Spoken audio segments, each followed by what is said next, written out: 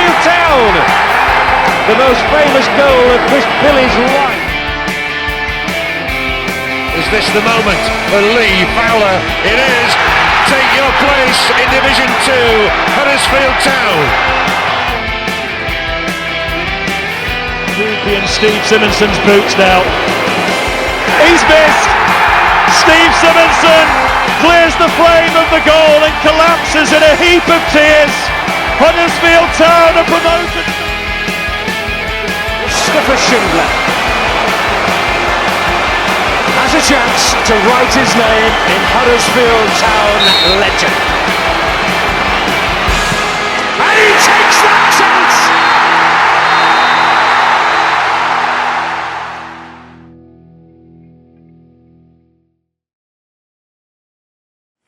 Look at me while I'm talking. The second goal. The first goal. You and soft as shit. You're letting him back into the whole day, you? And no happening. You're in Latvia. Everybody, concentrate on the back, Pat. Don't be soft as shit. Now let's go out and give them.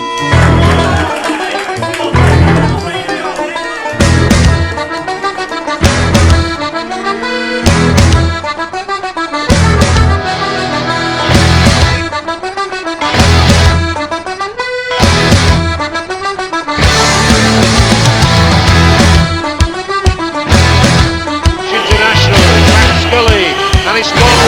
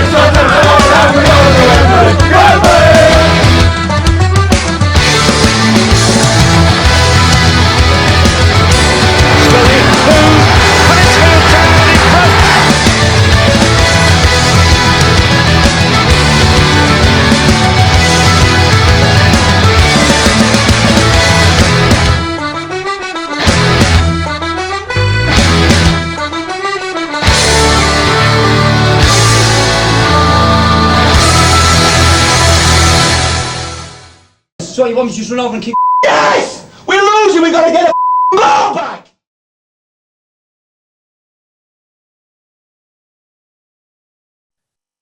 Hello and welcome to another episode of the Andy Takes That Chance Cult Heroes series. I'm Matt, and joining Kosi, Phil and myself, we have a man who signed for Huddersfield Town in 1994 from Southend United and went on to make 89 appearances for the club, scoring 3 times. He formed a solid partnership at the back with Lee Sinnott and was an integral part of Warnock's Wembley Heroes in 1995. Give a big welcome to Pat Scully. That's not a very warm welcome, is it? I know, it was like muted, wasn't it? How are you doing, Pat? So how's everything going over there, and have you been hanging in the last sort of 15 months or so? Yeah, great. I mean, it's obviously been a tough year for everybody, isn't it? But as I said, we're getting there at the moment. The last few months have been better. A few things are starting to open up, and the restrictions are easing off a little bit. So we're hoping we can go on holidays in the next 4 or 5 weeks with a bit of luck. So, but it looks as if we're getting out of it anyway. So please be to God. Absolutely. Right. So just before we get going, I think it's only fair to pre-warn you that I did speak to a friend of the podcast and someone that you'll remember, another Huddersfield Town hero in Ian Dunn, to try and get some stories on you. But we'll come back to that a little bit later on. I've got some stories on him as well. Oh, feel free, tell away. Tell away. So, Pat, I think what's usually a good starting point is if you tell us how you got into football. Obviously, growing up over in Ireland, just outside Dublin, wasn't it? So, tell us how you got into football and your early influences and heroes, and then we'll come on to the sort of Irish schoolboys after that. Well, I started with just a local team. I would have gone there when I was probably 7 or 8. and I stayed with that team all the way through. I never really got picked for like the selections, like the Dublin selection or the regional selections and stuff like that. So I never really kind of got a look in for anything like that at all. Like, and it was when I started getting to kind of 14, 15, a little bit older, that I got picked for the Irish international squad, and they were playing against Scotland, England, and Wales. So we beat Scotland, we beat Wales, and we played England in Villa Park, and we beat England 2-1, which was a great result for us. We played really well that night, and kind of from that night on, it kind of changed a little bit for me, like, because obviously Arsenal got in touch with me, Celtic got in touch with me. There was kind of 4 or 5 clubs that wanted me to come over on trial and stuff. But I was 15, so there wasn't really much time for trial. It was more about kind of which one I was going to sign for. But I went over with my mum and dad to Arsenal, and obviously with Liam Brady, Frank Stapleton, David O'Leary, Noel Quinn was there as well. There was a real Irish connection to Arsenal. And I really kind of liked it when I went over there. Pat Rice was the youth coach. And again, he was from Northern Ireland. So, again, it was a fantastic football club. When you go over and look at the facilities and stuff like that, and the way they kind of ran their youth system, and they were giving young players a chance as well, really it was a no-brainer for me. I chose Arsenal pretty quickly, like, and I think it was literally a few months after that I went over them, like, You must have been really thrilled to be picked up by them as well. Like you say, a massive club. And at that time as well, they've got Tony Adams. I think Steve Bold came 12 months later. Like you said, O'Leary, Alan Smith as well. What was it like to train with these players? And also, George Graham as well. Obviously, he probably wasn't as hands-on maybe as Pat Rice, but those are huge names, aren't they, from English football from that period? It must have been really exciting as a youngster. I went at the wrong time. I should have gone to Arsenal a few years later when they had the shit back four. I went when they had the best back four in Europe. But I always look at it and think, all right, I didn't make that grade. But it's, as you said, that standard was extremely high. And even to train, especially with the likes of Tony Adams, who was always very, very good with the young players. He was very good at me. He'd always help you and give you advice and stuff for that and all. And even to train with that type of player. But I always think with Arsenal, they give you a great grounding towards, how to behave and how to carry yourself and how to train properly and kind of play in the right way and stuff for that and all. So it was a good schooling. Obviously, ultimately, it was disappointing that I didn't make it. But I think my progression was good for the first kind of 3 years, where I kind of literally broke from the youth team straight into the reserves, and then that's when the problem started. It was just so difficult to go from the reserves into the first team. And as I said, I always had a good relationship with George Graham, and he always said to me, he said, look, in Europe, they have their scouting system and stuff like that. He said, look, there's probably only one defender in the whole of Europe that I would sign that I think would be better than what we already have. And he said, that's how tough it is to get into that first team, So I knew kind of coming towards 19, I'd been in the reserves a couple of years. It gets a bit bored and you get a bit stale. So I knew it was coming to a stage where I was going to have to make a decision either to go out on loan or eventually end up leaving. And that's what happened with kind of Southend. They kind of asked me to go on loan.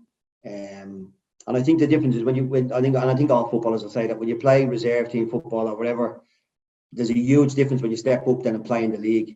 And there's crowds and obviously you're in stadiums and stuff for that and all. And it's fantastic. It's great. Like, the buzz is brilliant, So I think once you've tasted that, you kind of always want to, have first team football. And to be honest, when my loan was finished at Southend, we were doing really well. I think we had got up to second in the league.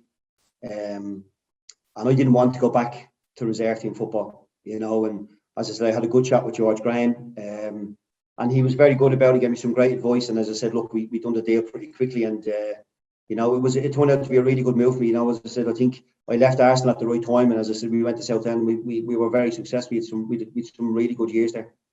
Because obviously, doing the research for this podcast, I had a look at that Southend team. So you joined them in 1991 after a couple of loans with Preston and Northampton. And I'm looking at the Southend side. You've played over 100 games there, which is good when you look at the likes of Dean Austin played there, who was Premier League player for Tottenham for quite a while. Chris Powell at left back, who Huddersfield fans will remember. Spencer Pryor was a top defender as well at certain points. Peter Butler, who Huddersfield fans will remember. Yeah, he's good friends. We were good mates, me and Peter. We were really good friends. He's from Huddersfield, isn't he? Or Halifax? Yeah, he started under Mick Buxton at Huddersfield. Yeah, so he's I think he's still fond of the club. Brett Angel, I think people remember, big strong striker in Brett Angel, and a certain Mr Stan Collymore. You must have some interesting stories about some of these guys.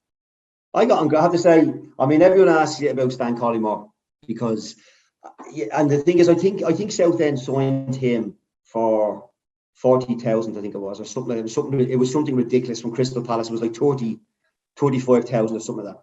And the first day he came up, if you ever stand beside him, he's 6'3". He's built like an absolute Adonis. He's just absolutely ripped, lightning quick. And we were kind of, first impression, like after half an hour, we were kind of looking at him going like, are they for real letting him go? Like he was just magnificent, like great player. But he always had, and I got on great with Stan. I got on really well with Stan. I said I had an apartment in Southend, and he used to come and stay a few times with me and stuff like that. Like you'd have to maybe go to a function or something like that. So we'd stay on bits and pieces. So I always got on great with him. He did have a little bit of a flaky personality. He definitely was a kind of personality that you'd have to put your arm around him and give him a little cuddle and stuff like that. Because I always had a bit of laugh from when he was doing really well. There was a game on the Friday night at home in Southend, and we were playing. I can't remember who we were playing now. But anyway, he came in about an hour before the kickoff, basically saying, "I don't feel very well. I've got a bit of a pain in my head. I don't feel great." And that's just the kind of character that he was. And so the manager was trying to talk him around. I think it was Barry Freud at the time, and he was trying to chat to him and have a chat to him. So basically, after about 10, 15 minutes, I just picked his jersey up, walked over to him and said, "Look, Stan, come on, let's just go and play football, mate." So he put his jersey on, went out, scored a hat-trick. And I think Frank Clark's scout from Nottingham Forest was the first time they seen him playing. And I think they signed him then about a year later for 3 million. So really, it was me that got him out onto that. You should have been getting a slice of that. Then. I should have, exactly. That's what he said to him. That should have been an agent's fee, but unfortunately, he still owes me a few quid. But I have to say, he was outstanding at Southend. Oh my God, he was absolutely outstanding. Like he had everything, and definitely, he was definitely a Premier League player. You could see that from the very, very get go. But he wouldn't have been the best of trainers, and as I said, he had a bit of a quirky personality, but he was a good lad. He had a good heart, and as I said, I always got on really well with him. Cosley will remember this, Cos. I'll just throw this in first. And I bet you're going to mention what I have now. Is this cup the game? FA Cup game. There was an FA Cup game in 92, 93. Cosley, you tell the story because you get fired in and tell it. I remember being right excited about this game because I think we thought we had a good chance. We were in the same division then, Matt. You have to correct me. No, Southend were in. We were second tier, and we were third. Yeah. I just remember Collymore. I'll always just remember that game because he absolutely tore us to pieces. Jacko never recovered, did he? Jackson's still looking for him now, I think. Yeah, he was. Well, the thing about him as well, he'd done that to everybody. At that level, he was just unstoppable. He was a Premier League player. There was no way he was playing way below himself at the level we were at. Do you know what I mean? And I think when you played in the cup against lesser teams, he just blowed him out of the water. He was just the thing about when I played against him, I tried to intimidate him from the start. Do you know what I mean? Give him a few kicks and stuff like that because he has got that kind of personality where he can go into himself a little bit, and that's the only way I think you can kind of stop him if you can mentally kind of wear him down a little bit. Because if he's on his day, he has everything. He has absolutely everything, And as I said, look, I know he had a few problems later on in his career, but I think the fact that he played for Liverpool for so long, I don't know, did he play for England? Yeah, I think a couple. He got a couple of caps, didn't he? I think. About 8, and he got about 7 or 8. I think. Yeah, he got a few, didn't he? But he was definitely that level, And as I said, as soon as we seen him, it was just when we think to ourselves, he's going to go for a lot of money, and he did. I think it was 3 million or something. He went for. Yeah, I think that's probably one of the best individual performances I've ever seen, and I think it was probably not topped until we played in the Premier League and Eden Hazard ripped us to shreds for Chelsea a couple of years ago. It was that good. It was. That's a good standard, isn't it? That's a good standard. It's I'm sure he'll be happy with that one, won't he? Yeah. But yeah, so there's another little quirk as well, whereby I think you almost had a chance to mark a certain Gabriel Battistuta, was it, in the Anglo-Italian Cup? And you were picked for a different game, I think, weren't you? I'm glad I missed that one. I think I had pulled my hamstring slightly or something a few weeks before that game, and of course everyone wanted to play in that game because it was away in Florentina, and I think they were relegated for some kind of fixing thing or whatever it was and stuff for that, and they had a centre half called Bruno who had been done for drugs and stuff like that. Whatever he he was going to get banned for like a year and a half. But obviously they had Rui Costa playing in midfield and they had Batistuta up front. Like, and I was kind of saying to Barry Fry leading up to the game, I said, look, I'll be grand, like I'll be fine, like, you know. And he said, no, he said, look, I'm not going to play it. And I was going like, I said, well, you know, I said, look, can I not even have a half? Because he said, no, I want to keep you for the game on Saturday. But the centre half who did play was a fella called David Hells, great lad, really nice fella, but he was 35. And so I was on the bench, and literally, I mean, we've all seen Batistuta, like he's modelled the hair and stuff like that. He didn't move for the first 20 minutes. Like, he didn't move from just walking around. And then Rui Costa got the ball once, just knocked it straight through. Your man was gone. Batistuta was gone like a bullet. Buried it 1-0. I think they beat us 3-0 in the end. I think he might have got 2. But literally, he only moved when the ball was close to him. So, of course, I was sitting on the bench, and I said to Barry Fry, I said, thanks for not playing me, by the way. So I'm better off sitting here than being out there. But, Barry Fry, mate, we can't move on without mentioning that nut job, mate. We've seen the videos, we've heard the stories. Yeah. He's mad as He's brilliant. I have to say, though, he was brilliant, though. You know, he was brilliant. He's a great character, like, you know, he was a brilliant character. And, you know, as I said, look, I suppose maybe, you know, you probably wouldn't get away with stuff, you know, now in football with the way the managers are now. But, you know, as I said, he was very, very good, real enthusiasm. He loved football, had a real love for football, had a real strong personality, real funny. Some of the stuff, my God, it was hilarious. Like, but as I said, I think that was his favourite one. If you had a bad game, he used to always come in after the game and he'd be throwing things at you, and he'd be saying to you, he said, like, were you in the pub last night? Were you drinking last night? And of course, everyone would turn around and say, no. And he'd say, well, you should have been in the pub. And next Friday, get down to the pub, drink loads of whiskey, loads of beer, because you can't play any worse than what you did today. But he was just, as I said, look, he was very, very good at Southend. And I think he done a great job there, you know. And then I think he went on to Birmingham, done a good job there as well. Do you know what I mean? But I was about to say, Pat, isn't it ironic that he moved to Birmingham, and obviously we'll come on to our promotion season, but they were big rivals, and Barry Fry were leading that Birmingham charge against you, so it was kind of like... Exactly.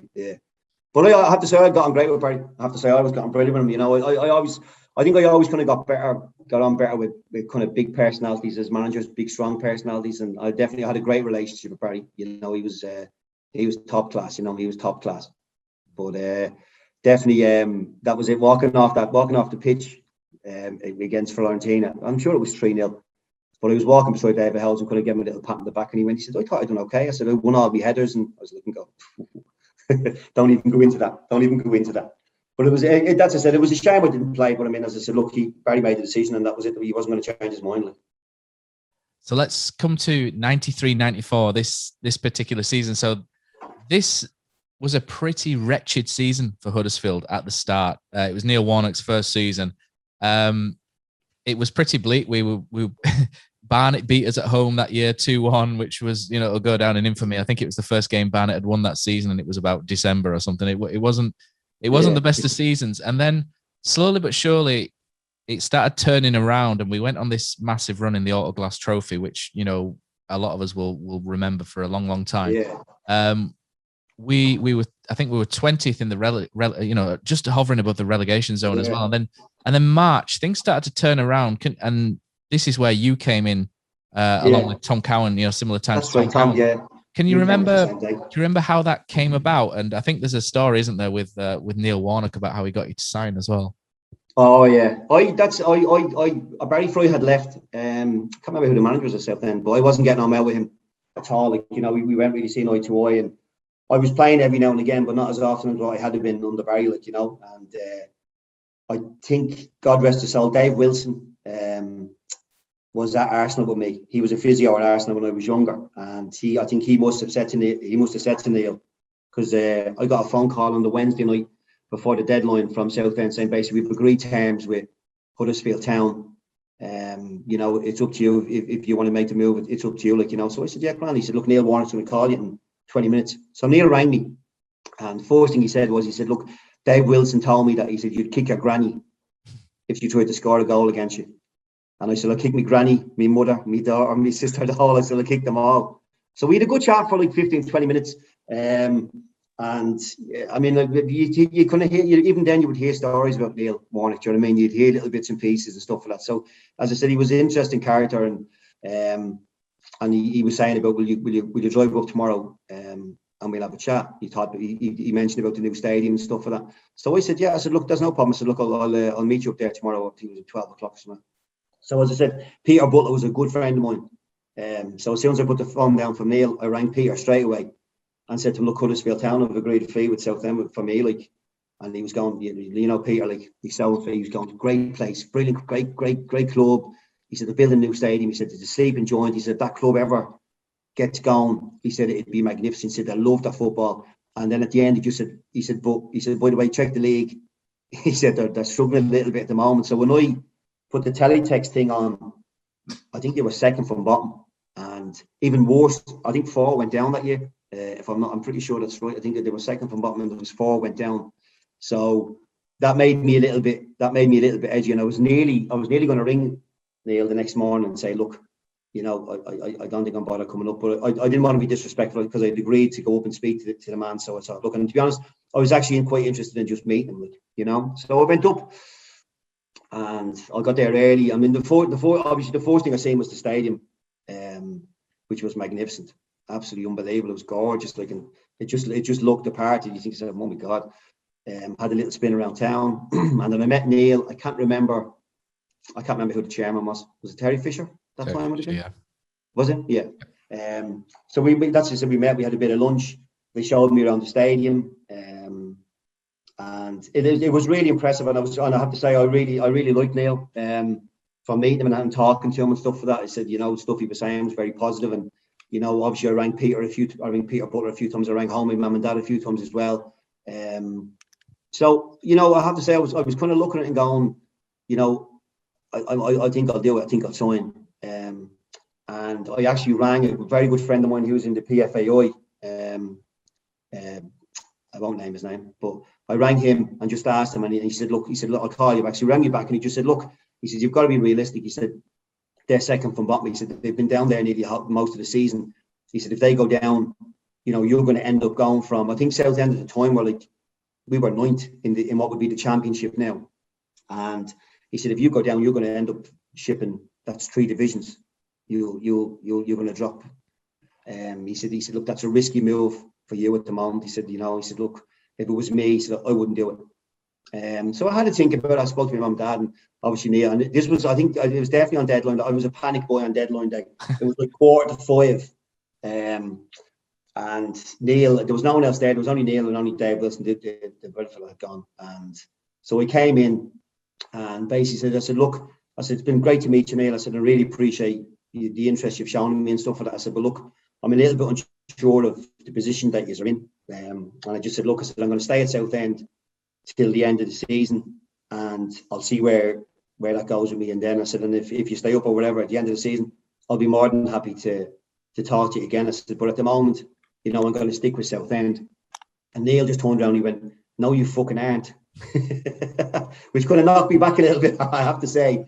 And I kind of went, what do you mean? He said, there is no way. I won't curse too much because he cursed a lot. He said, there is no way you're not signing for us. He said, you are definitely signing for us.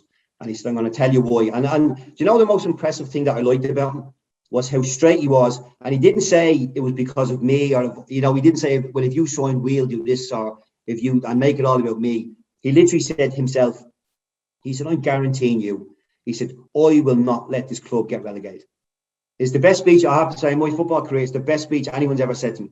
He said, I guarantee you, we will not get relegated. He said, I will not let this club get relegated. He said, and I tell you one thing, if you sign, we won't get relegated. He said, I'm telling you now, next year, I guarantee you, we will be right up there pushing for promotion. Now, when you think of where they were at the time, like, that's a hell of a jump from nearly getting relegated to even thinking to get, you know, 6-8 months, whatever, that you're going to be right back up the top again, like, you know. And statement. To throw the cherry on top, he actually said to me, he said, and you see Southend, he said, when we go up, he said, they'll be coming back down.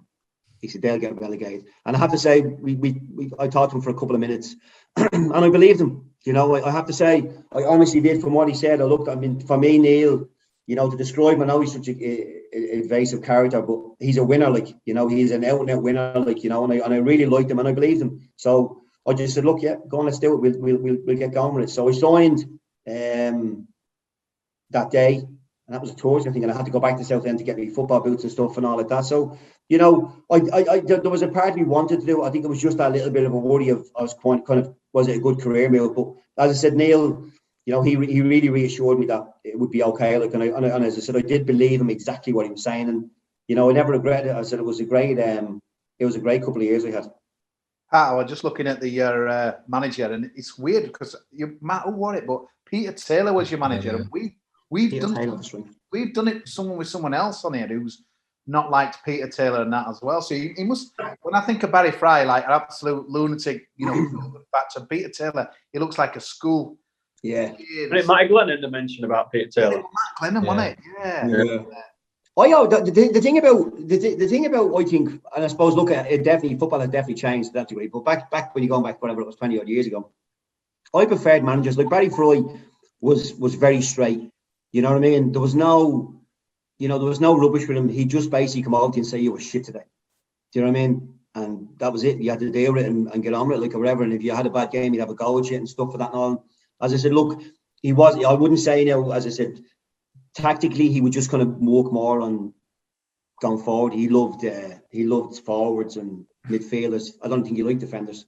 But as I said, look, I always got on better with managers who were straight with me, and like me and Peter Taylor never really got on that well because I think he was more shadowy. Like, you know, he'd never give you a straight answer. He'd never give you a straight thing. As I said, look, you know, I don't think he overly liked me that much in any way. Like, do you know what I mean? So as it once I start, you know, missing a few games and stuff for that and all, I just thought to myself, look, you know, I'm not gonna have this, like, you know what I mean? Because I had really enjoyed being at Southend. It was great. It was a great club, like, and we had, as I said, we've been really successful, like, we had a really good team, like, you know. But as I said, look, that's football, isn't it? You know, managers have their own ideas of what they want to do, and they like certain personalities, and sometimes they don't like certain personalities. So I think the best thing to do in that situation is just get out, like, you know. So, you know, the Huddersfield move came on bang on for me, like, you know.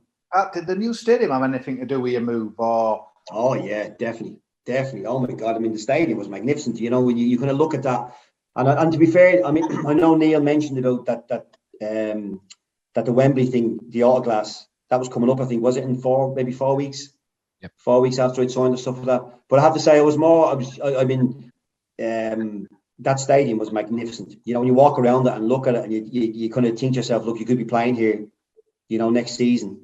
You know, that had a big part in it. You know, that had a big part in it, like, because you're looking at the club and going, you know, it did have great potential. Like, you know, Peter Butler already said it was a sleeping joint. Like, and I think a lot of people said that about Huddersfield. You know, that if they ever did kind of get up to a higher level, you know, they definitely have the fan base and they'd be okay. Like, you know, and definitely when you look at the stadium, you think to yourself, look, that's what it was geared for. Like, you know, Pat, what a whirlwind start as well. I think you made your debut against Plymouth.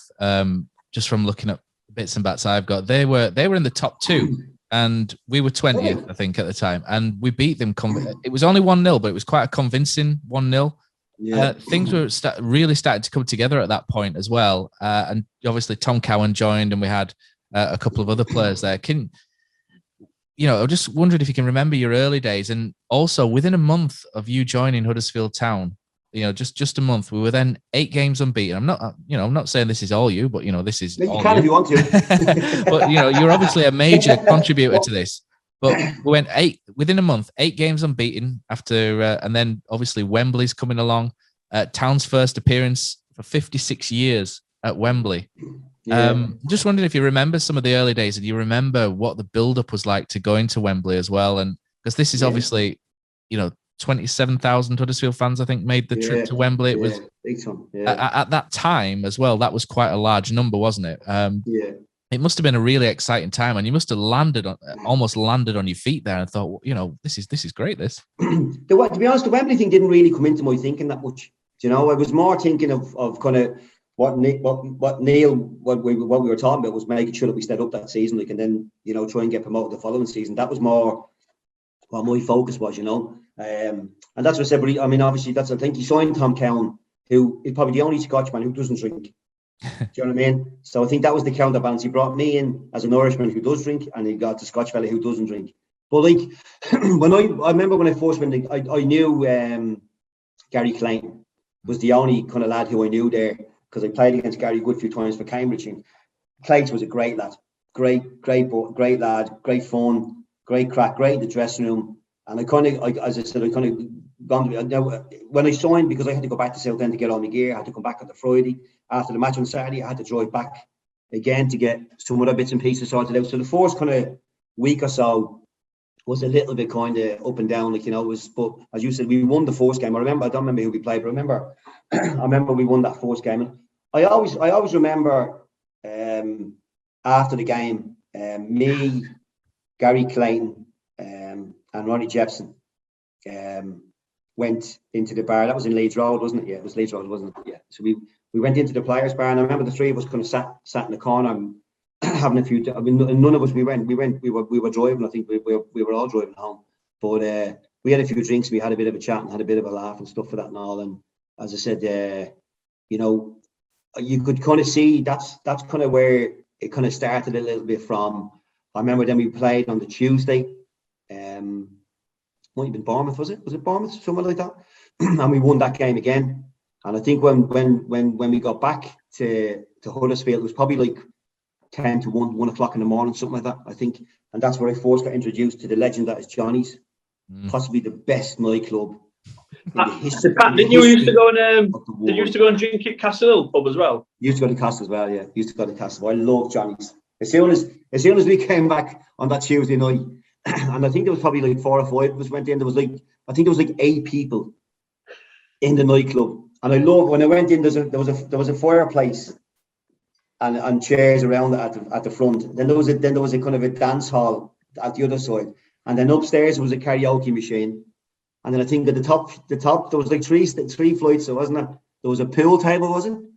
You might have seen my Auntie Bell used to go there as well. You might have seen her. I thought we danced for her.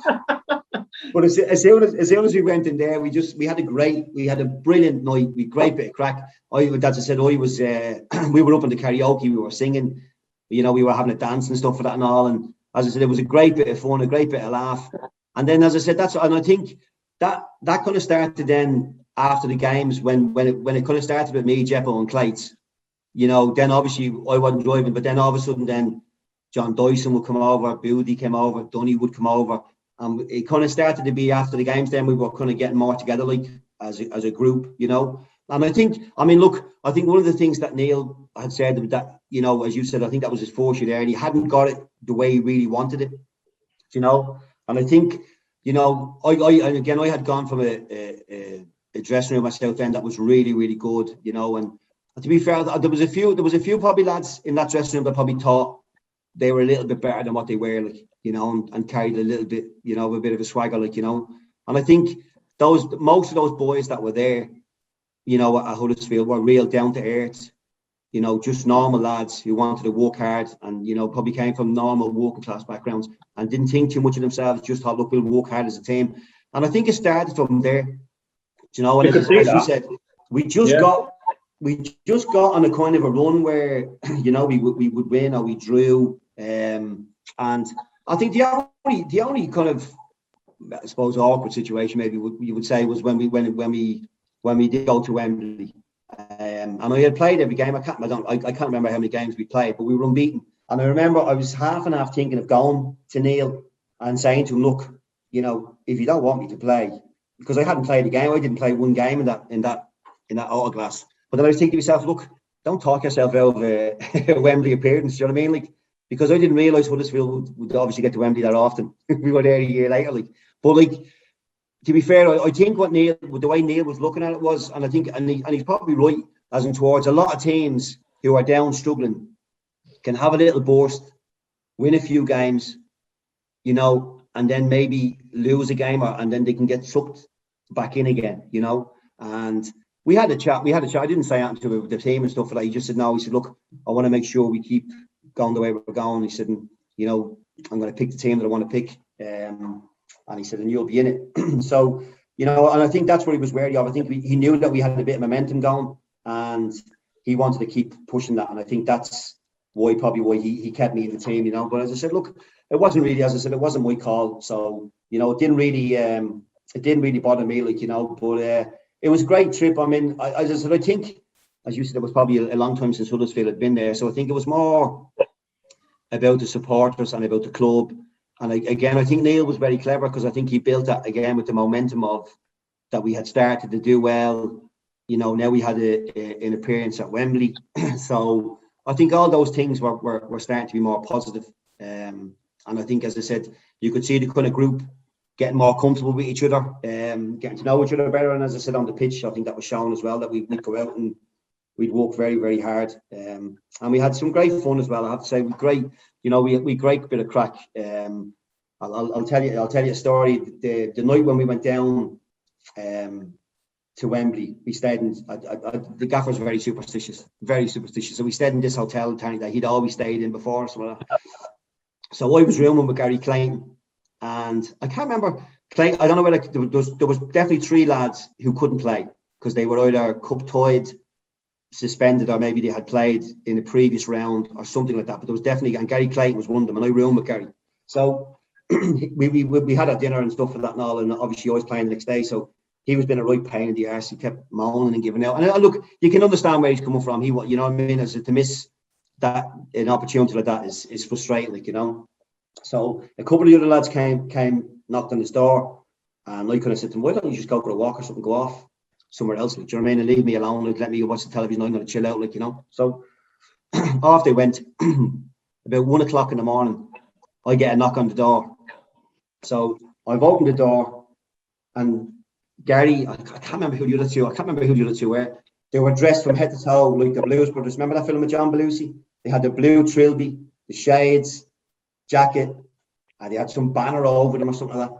The toy, the whole thing. And I was in knots laughing. I couldn't stop laughing. And Clay was just the funniest guy ever. Like, so of course, we're kind of standing in the hallway because the other two weren't thing, and all of a sudden, all you could hear was Neil Warnock going, "What the fuck's going on here?"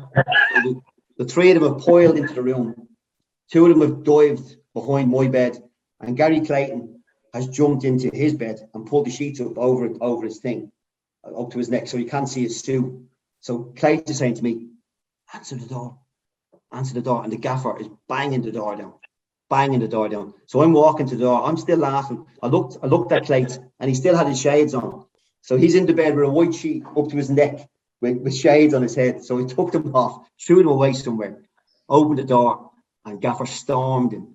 I was going bananas, and he basically was going to say, look, I wasn't going to, he said, you won't be playing tomorrow, I'm going to fine whoever was out. And Gary Clayton was going to say, I wasn't out, I didn't go anywhere. He was trying to pretend to be asleep and stuff for that knowledge, you know what I mean? And I hadn't been out, but because I couldn't stop laughing, I was laughing at Clayton, and I'm sure Neil Warnock was looking, probably thinking, he's drunk. I couldn't stop laughing. You know, when you get a fit of giggles, I was just in knots laughing. And Neil Warnock, he went bananas. He went crazy. So we just threw the 2 lads out, and obviously we played the next day. But Neil was good like that. You know, as I said, look, it didn't interfere in the game, and I said the lads weren't playing, and so I went back to sleep 5 minutes later, like, you know. But he wouldn't make a big deal about it. And to be fair to the boys, I think Clayton went into his office on the Monday and said, look, Pat Scully wasn't out. He didn't go out. And Neil called me in and asked me, he said, what was the story? I said, look, nothing to do with me, mate. I said, I was just, you know, I was in the room watching television and stuff like that. So it was fine, like, you know. And it was unfortunate that we lost that game. Because I think, you know, I thought we'd done okay, and we probably had a couple of chances towards the end of that game that we could have done it, like, you know. I mean, I know, as I said, I scored that penalty, but, you know, it was a bit of a downer, to be fair, like, you know. I know it was a great day, great crowd. I mean, I don't know, I think it was 60,000 there, was there something?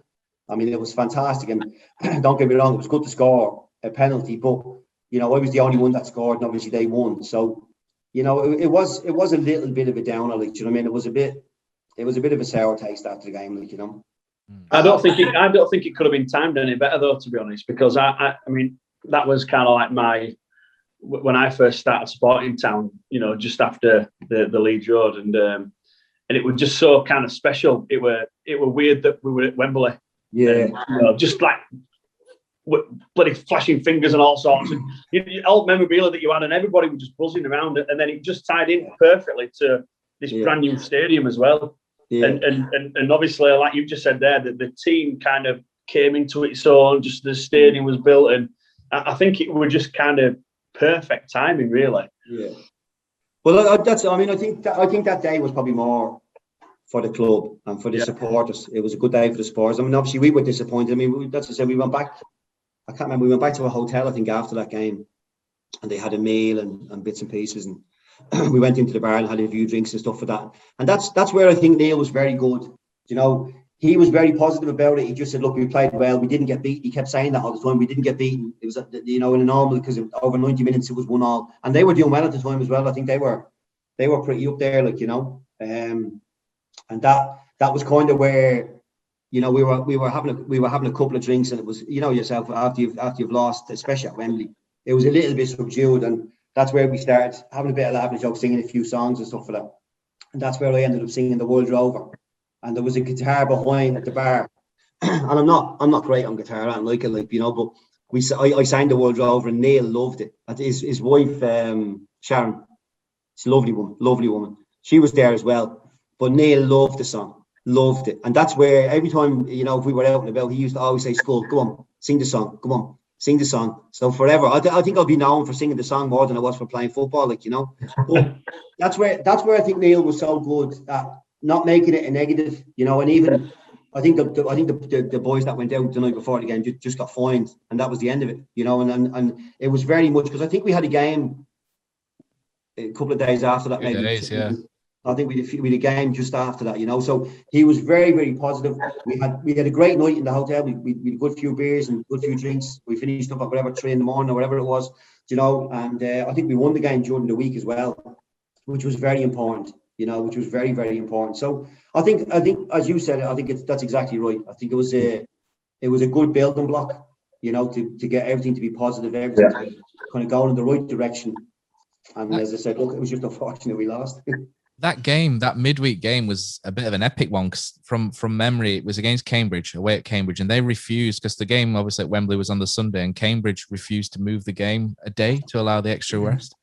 And it ended up probably being the best game of the season, winning 5-4 at Cambridge. 5-4, I knew. Andy Booth curling one into the stanchion from 25 yards, which, you know, he didn't do. Well, he can't hit it straight, so it's always going to curl, isn't it? He'll always go somewhere where he doesn't mean it to go. But I remember after the game, Neil, that game that came, because it was 5-4? 5-4, yeah. Yeah. I remember Neil came over to me and just said, "Well done." And I said, "Fucking hell, Gaff, we've let 4 goals, like." And he went, "Yeah." He said, "But considering how much drink we drank on Sunday," he said, "we've done well to we'll take the win and we move on," like, you know. And that's why I look at. I think his management like that was very good. You know, his management. He was very similar to the likes of Barry Fry in that regard. That, like, sometimes they'd give you a little bit of rope, but you had to repay him. Like, you know, you had to make sure that when you went out on that pitch on whatever day it would be or whatever game it would be, you literally had to give absolutely everything you had, like, you know, because he was a very demanding person, you know. We've spoken about this before, haven't we, on this, and like in terms of managers, and it's really, because obviously we'll probably go on to your managerial career later, but don't you think that that's really important? I mean, I've had 2 managers now, Neil Aspin and Jacko, that carried that forward, and it's all about the team. And it was all about making sure that everyone's together. And Neil Aspin would make sure all the lads at Halifax would go out on a night out, and he would give kids money to go out. Jacko would literally be in the middle of the changing room fighting with rest of us with lights off and stuff. And I think it makes that difference, doesn't it? And like you say, like you guys obviously had quite a few leaders in that changing room as well. So you can kind of marshal it yourself with him kind of on the background, you know, keeping the reins on. Well, when we used to have nights out, as I said, look, Neil would just kind of pull maybe me, Jeppo, 1 or 2 others, like, you know. And to be fair, like, we were kind of a group that there wouldn't have been much hassle, you know. We maybe have to keep an eye on Bully every now and again. Do you know what I mean? Just to keep a little check on him. But like most of the lads, as I said, look, would have been really, you know, would have been harmless stuff, like, you know, we would have been dancing on the floor or, you know, singing on the karaoke and stuff like that. It would have been just general messing around, like, you know. But that's all Neil ever said. He said, look, if there's any hassle, any trouble at all, he said, I'll blame you 3. He said, and use 3 alone. So we had to kind of make sure that everything went okay and everything was all right. But as I said, look, we never really had much hassle. We had great times, we had great bit of laugh, great nights out. But never any, you know, it was never anything bad around. You know, we had such a good set of lads, good set of boys that there was never any aggro at all, like, you know. So, Pat, you joined in March. Within 6 weeks now or so, Town were unbeaten in 11 games. They played at Wembley for the first time in 56 years. You'd scored in the shootout. And then all of a sudden, it's the last ever game at Leeds Road. You know, it's a home to legends, if you like. Did you, what was that like to play? And did you sort of realize the significance beforehand, you know, that the likes of, you know, Ray Wilson, Dennis Law, Frank Worthington, etc., all played there? Yeah. I remember Frank Gordon. I actually met him a few times in Huddersfield. Lovely fella. But he was a brilliant player, wasn't he? Fantastic player, like, you know. But I mean, look, again, like as I said, look, I'd only been there. We were more concentrating on the results. You know, that was what our focus was, like, you know. And I think it was important when the stadium went that I think we won that game as well, did we? Were we behind in that game or did we come back? Because I think Simon Baldry scored, didn't he, in about 1 minute, and then Watson equalised, and then Phil Starbuck got the winner, didn't he? Yeah, got the one in the end. Yeah, because that's said. I think it was important. I mean, again, it was important for the supporters. Obviously, all that history and that ground and all the great memories and stuff for that. You know, as I said, a lot of people who've been following the club for a long, long time. I think those days are more about the fans and the club, like, you know, because look, football players come and go, like, you know, as I said, all you can kind of control is what your memory. You hope that it's going to be a good memory. You know, it's very rare that a player will stay there for that length of time. So all you can kind of control is to say, look, hopefully we'll do a good job, and you know, you'll kind of have good memories of your stay there. But days like that, you know, we won the game, and that's all we wanted. Like, you know, we won the game, and then it was a great celebration. And as I said, it was great for the fans and the supporters and stuff for that. We got lovely picture framed of Leeds Road. So it was a great day, lovely day. But again, the main thing for us was, you know, we wanted to win the match, like, so, and we did. So we were happy. Yeah, business. Were you living in Huddersfield? Were you living in a flat in the centre, or were you in Thornfirth, or not even? No, I lived out in Out Lane, right up the very top. I don't like living in cities or towns. I'd rather be out a bit further away, like, you know, keep myself to myself. But it was lovely. I have to say, Out Lane was gorgeous. It was a beautiful place, lovely place. I loved it up there. I was literally 10 yards away from the new inn. That pub. Is that still there? Don't know. Is it? You're closest there, aren't you? I'm not sure. I've not been up there for a while. Last time I was up there was to see Lee Martin to try and fix my back. So no, I've not been up for a while. Yeah, but it was. Pat says I like to be out of the way, but somewhere really, really close to a pub. Yeah. That was like the meeting point. Lads, I'll see you at the new inn. You have to look after the essentials. You've got to look after the essentials. After that last game, kind of going into the summer, what were kind of Neil Warnock's message? Was it, right, we're going to, because you mentioned before that, you know, we're going to have a really good go for it next year, or did he kind of keep his cards close to his chest? Did you go in your summer holidays thinking we're going to really push on this year? Obviously, what you told us with the spirit developing, and we had, you know, the Wembley and then the nice finish at the stadium. Did you think, right, this is big time next season? Yeah, I mean, I think because we've done so well, do you know what I mean? As I said, look, I mean, you know, from my point of view, I look back at it and think to yourself, that was a really good decision to sign. Do you know what I mean? Because, you know, you could kind of see, for me, without being disrespectful to Southend, which is a club that I really liked playing for and really enjoyed, you could see the potential at Huddersfield. So that risk I took was worth it. And from the way we had played, when you looked at the team, you know, especially Andy Booth was only a young boy. I think he only started to play that season, I think. You know, Chris Billy as well had come in and done really well. We had a lot of good young players. Like, I mean, I was only 24 myself. I mean, Jeppo was probably 28, had good experience. But Bildy and Ronnie were a wonderful partnership. You know, they really were. Like, they were a fantastic duo together. Like, they both had a physical presence, both good in the air, but both really good on the ground as well. I mean, Ronnie was excellent with his link-up play and stuff for that. And Bildy had a little bit of pace about him that he could get in behind, like, you know. And I think when you have two centre forwards like that you can see that they're going to score goals, like, you've always got a chance. You know, you've always got a chance, you know. And, you know, as I said, I think we would have finished that season. Look, I think we went to, was it Brentford, the last game? Yeah. And I think we would, because that'll come in later on as well. Like, they had a few players, like I knew what's his name, Brian Staten, the lad who played in midfield for them. He was at Spurs when I was at Arsenal, so we would have had a few little run-ins with him. And he was a bit of a typical London boy, real cocky, real mouthy, like, you know. But that last game, and there was nothing to play for, like, you know, we really had nothing to play for. And I remember, I think they went 1-0 up, and he went straight through Dunny, that lad Statham, and it kind of kicked off then a little bit, you know. You could see they kind of ruffled their feathers, like, and you could kind of see that team spirit really coming to the fore, like, you know, and it became a real kicker match, you know. It became a real tough physical game. But I think Dunny scored.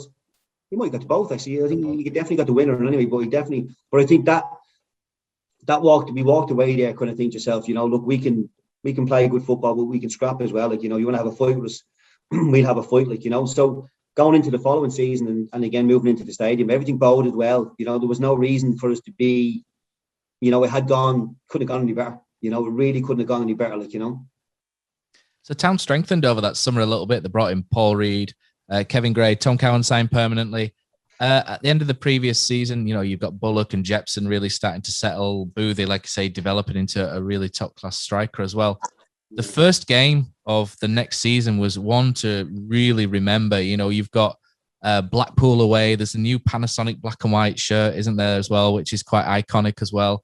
4,500 away fans, you know, away fans spilling out of the home ends all over the place. And this is a crowd of 8,000. So there's a lot of people there. Yeah. And a 4-1 win, it looked like absolute carnage, to be fair, when you look back at the video. And we scored great goals. You know, when you look back, I mean, Reedy was a fabulous player, great left foot. And we scored some really, I think Neil's kind of teams always get that kind of bit of criticism that, you know, he didn't really want you taking too many chances at the back. You know, he wanted you to be safe and secure and not take too many risks. But I thought when we got the ball forward, we had good players. Like, you know, as I said, I mean, Bully really improved as he went on. Like, you know, he got better and better all the time. Chris Billy was a really good technical player, and really, and then as I said, the two boys up front, you know, were very, very good. And that day was a great start for us as well. Like, you know, it was a really good start because we scored some brilliant goals. You know, to beat them 4-1 on the first day was a great start. The second game wasn't as good, especially for me getting sent off. That's, I said, that second season was a little bit kind of up and down sometimes. You know, I don't think. Well, after the Wickham game, when I got sent off and we lost 1-0, we went on a good run then. We went on a good run and we were scoring lots of goals. But we weren't defensively as strong as what we had been the following season. And we conceded a few goals. I remember a couple of games, Bradford, where I think it was 3-3 or something like that. You know, we'd probably too many games where the scores were pretty high, like, you know. 4-3, yeah, 4-3. Yeah, it was something like that. Was it 4-3? Was it something like that? So we weren't, I wouldn't say we were 100% right. And I think Neil, to be fair, done great with the transfers that he did. I think he moved a couple out and he brought Sinbad in, and then he brought the Duxbury in as well.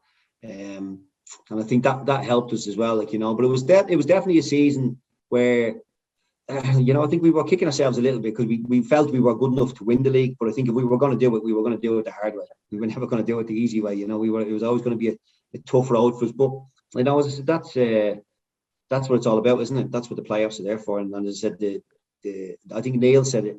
You know, the best way to win it is to win it at Wembley. And I think that experience we had at Wembley the season before kind of spurred us on a little as well, like, you know. You mentioned Bradford City as well, and we had a little bit of needle back in the 90s with Bradford City. Don't hear much from them these days. At that point, we'd beaten them in the Yorkshire Electricity Cup. We beat them in the league 4-3, and then we beat them in the auto windscreen as well. Just wondering if you remember that sort of little spell and the return match as well with Etienne Verveer and Tom Cowan, where he goes down in slow motion. It takes about 30 seconds to hit the deck, doesn't it? And you know, there's a lot of good memories there from that. And yeah. And it's, well, I think Bradford was a local. They're local, aren't they, as well? Like, that's a local rivalry, isn't it? Like, you know, as I said, I think I was saying that. I think Tom Cowan got sent off a couple of times that season, and so did I.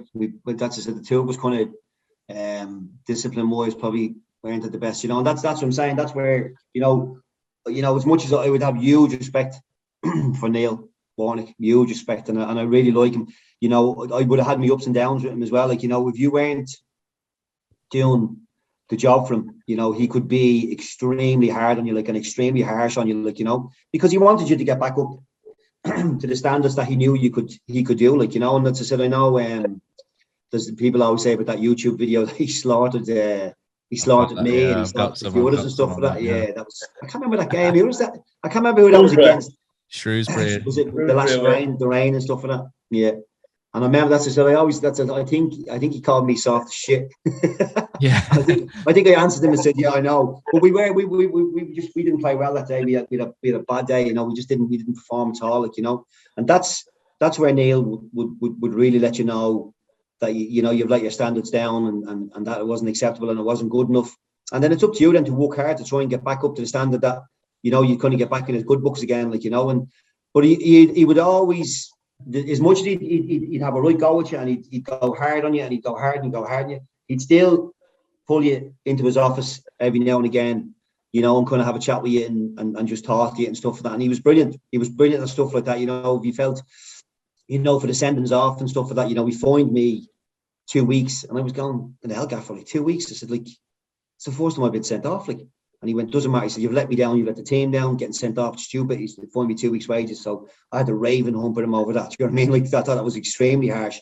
But like, the thing about Neil is he's such a funny character that, you know, he'll take the piss out of you and you'll end up laughing, like, do you know what I mean? And it'll just be forgotten about, and that'll be the end of it. Like, you pay your fine, and that was it, like, you know. But he was brilliant at that. He was brilliant at that, and he was very good in a kind of a tactical way of setting the team up about what the opposition's dangers would be and stuff for that and all. You know, he was very good at stuff like that. He was very detailed in what the information he'd give you and stuff. You know, I think people kind of sometimes think that he's all, you know, kind of just shouting and screaming and stuff for that. But he was very, very detailed with us. As I said, he'd always go through the set pieces and the opposition and what their threats would be and what way we could maybe get at them and stuff for that. So, you know, he was very good. And I do think that season, you know, he definitely earned his money, because, as I said, it wasn't the season that you'd say like the season before when we got in a really good run. We had great momentum.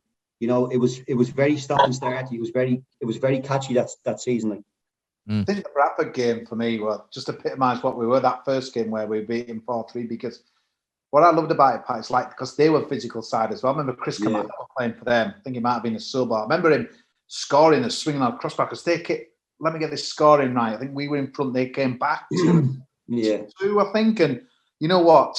The town side we've got now, God, they just caved in. We'd have lost 5 or 6-2, but we just found a way to come back down the other end. I remember Boothie put one in that Sabutio stand. And the best thing about the team, like you said, Pat, I think you get people say, oh yeah, they had a lot of guys who could put the foot in, but we could play some really good football. Paul Reed, like you said, had a brilliant kind of left foot, and I love that, because what you want your team to really get stuck in and really show.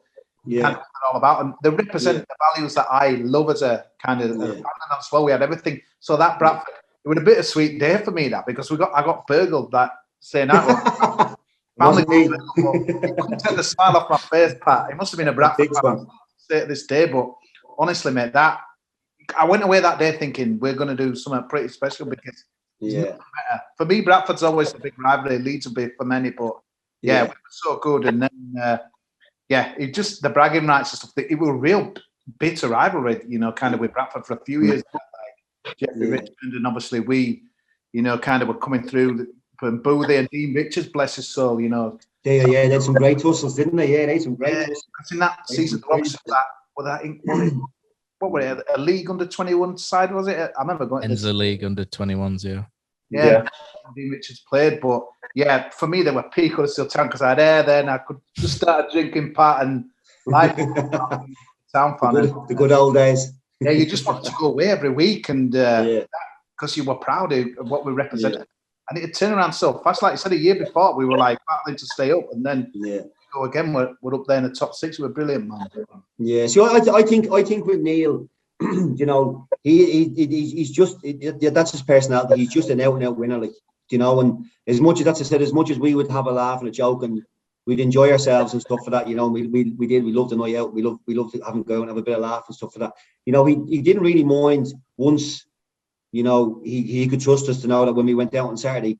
And the thing is, like probably I think sometimes managers reflect that team, that even on days like that, like he didn't care, once we won, he didn't really care. Like he just wanted to win the game. He didn't care what we had to do or what way we had to go about doing it. Whether it be like Brentford or something like that, where we have to be kicking people all over the place and stuff like that. But it did annoy me a little bit sometimes when people say that about, the physical team. As I said, look, I was a defender. That was my job, to defend. But I thought we had some really, really good players going forward, and we scored some really, really great goals. When you look back, some brilliant goals. Like, and we played in the right areas. Like, and as I said, football's moved on now. It's a little bit different and stuff like that. But the basics are still there. You still got to defend properly. Like, and that's probably where I think, Neil would have been probably a little bit unhappy with us at that time, because we were conceding a few goals in certain games that was sloppy. Like, that was sloppy, and I think he realised that wasn't gonna work out, and I think that's probably why he brought Sinbad in. Pat, did you get that game at York where we got beat? We took a ridiculous following. There was a firework thrown on, and that was a real wake-up call that afternoon. I think that was early. I can't remember that game before or after, but we were on a. In that York game, I did some calculating earlier. From the previous season to the York game, we'd only lost one game out of 27 against Wickham at that point. So that shows the run that the club, the momentum the club were on. And there's a good header before that against Bournemouth as well, Pat, which was probably, would you say, the best goal you scored for the club? I was very happy with that goal. To be fair, that's what I'm saying. Neil used to hammer me. He used to be shouting. If we were the unset piece, he'd be shouting, "Oh, don't go up. There's no point you going up. Just stay at the back. Just stay at the back. There's no waste your energy. You're better off staying at the back." So when I scored that day, I ran over to him. So that was great. I mean, look, I didn't score many goals. What did I say? 3, whatever it was. I didn't really get that many goals. Like, I always looked at my job and thought, that's why I'd be frustrated if we were conceding goals, because my job for me was to defend, like, and make sure that we defended well and we didn't give goals away. So that was disappointing that season. Definitely the first half of the season, I thought we were a little bit soft where we did give away too many goals, and that probably cost us, for winning the league. Like, I think that although we had a really good run, I think we did hit a patch where our results started to slow down a little bit, and we dropped away a little bit as well, like, coming closer towards the end, like, because I think the thing is with the likes of Bildy and Ronnie as well, obviously they can't score 3 goals every week. Do you know what I mean? That's too much to ask of any forwards, like, you know what I mean? So, and I think when we were kind of scratching 1-1 draws or 0-0s or 1-0s, when we were defending better, but we weren't scoring that many goals. But I still think that period coming up to Christmas, I think, probably cost us a little bit, from my memory, I think, anyway, like, and as I said, I picked a couple of injuries, a couple of suspensions and stuff like that, but as I said, look, that's the way the season goes, isn't it? Sometimes it goes with you, but I think it showed the character in the team that, even though it wasn't going as smooth as we probably would have liked it to be, we hung in there and we made sure we got there in the end, like. When there was a little wobble, so I think there was, like you mentioned, there's a tiny one before Christmas, wasn't there, with the Wickham game and stuff like that, and then a little one at the end. Neil Warnock used to do something, didn't he, when there was when you didn't win a couple of games, and I've got a few videos back at on my OneDrive account, and there was a combination that he used to bring out, and Ian Dunn reckons that he liked this despite the video evidence to the contrary on this, but. You look like you didn't mind knocking it back. No, it was grand. Chris Billy and Andy Beard used to say to me, "Will you drink mine?" I said, "I don't mind." I said, "If the gaffer's okay with that." I think, what was it, sherry and eggs? Was it, or brandy and eggs? Something like that, wasn't it? Yeah. That's what I said. That's Chris Billy didn't drink at all. Like, and he used to be saying to me, "Will you drink mine, Pat, please? Will you drink mine?" And I said, "Yeah, okay, no problem." Like, but gaffer wouldn't. He loved it. Look, that's what I said. He wanted that reaction. That's what made it so funny. The likes of Andy Beard or Chris Billy and stuff like that, they just couldn't do it, like, they just couldn't do it, like, and it was funny, like, it was just a way to kind of ease the tension a little bit, you know what I mean, and just kind of move on. As I said, I mean, I don't think we had any really bad runs. I just think we had set such a good standard. I think that's what I said. I think someone said to me before, it was something ridiculous, like we'd lost 2 games in 40 odd games or something. I think you mentioned that stat as well, like, which is fantastic, like, that's what I said. I think to take into consideration the season before, but we didn't get that balance right in the team as well as we had the season before. And that was a little bit of a disappointment. That was a little bit of a disappointment that we didn't get up to that standard that we did the following season, But I said, look, all seasons are different. You know, that's the thing about it. You have to kind of dust yourself off and keep going and keep working hard, and hopefully it'll be okay in the end. Like. And of course, they brought Lee Sinnott in to play alongside you as well. Lee Sinnott, you know, a really good, tough, rugged left-sided defender, and then they've got you on the right-hand side, also quite tough. Not a lot's going past that either. Just around, you know, sort of that end of the season, you know, you guys weren't, like I say, Boothie and Jepson, I think they both had a couple of knocks here and there. Boothie got injured before he went to England under 21s. I think he fell over. They used to cover the centre circle, didn't they? In like a mat or something, and he fell. Did he trip over that or something? And then he injured his knee, didn't he? Sounds like something he did anyway. Yeah, and I think at that point, the results started to maybe come away a bit, but I think the spirit was always there. But this is the time when there was a camera following you guys around towards the end of that season, and we've mentioned the Shrewsbury away, you know, Warnock, you know, the famous lines, you're still in effing Latvia, you know, to Andy Booth, and he's having it out completely there. And was that quite, and then the Birmingham game, I don't know if that, Phil, you were you a youth player around there? Did you nick a couple of those sandwiches that, you know, on that famous video as well? No, my brother, I think. It was him and Ian Lawson, wasn't it? In the I remember Ian. Yeah, I remember Ian Lawson. Yeah. And you know, I've watched loads of Warnock videos, you know, where he has a go at, you know, Sheffield United, Huddersfield, all sorts. Never ever did anyone ever answer him back, apart from one, Mr. Pat Scully against the Birmingham game, where, you know, you actually had it out with him, didn't you? There, and it was a healthy one though, wasn't it? It was quite, you know, it wasn't angry. It was like a healthy kind of. I don't remember that. I had to go back. I'll show you. I've got the video. I'll send you that. Yeah, I don't remember. I think. That's right.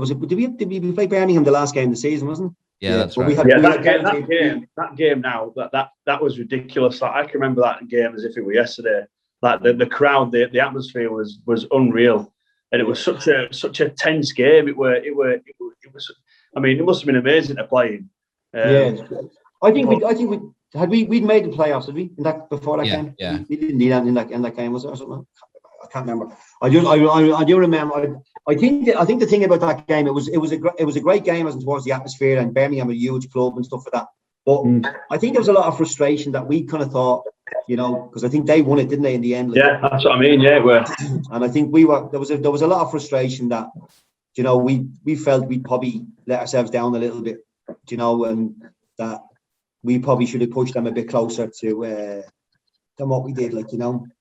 And I think that was disappointing. And I think, look, I think it was just frustrating. And that's, I mean, for me, it never bothered me, any manager, when they came in and kind of had a go at you and stuff like that, because the thing is, like, they're going to have a go at you if you don't play well. Like, you know, if you're not setting the standards that you need to set, he's going to tell you, like, you know, and I'd prefer that. I much prefer that. I'd much rather know where I stand, that you kind of knew where you were with Neil. You know, there was no, you know, there was never any thing of going, oh, I think I'm doing okay at the moment, because he let you know that you weren't, like. So I think there was a lot. I kind of vaguely remember that, where he did come in, he went bananas after the game.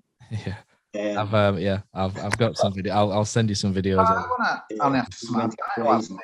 Because we've like had some promotions where pretty much we've been secured a playoffs with 4 games to go, 5 games to go, and kind of in the last one, and David Wagner, we kind of putting out kind of reserve teams that are half. How, you know, like everyone says we play at the end and we fight to every game and what have you. But do you know when you're assured, like that season where we're in a place where, I don't think, was it 3 games to go?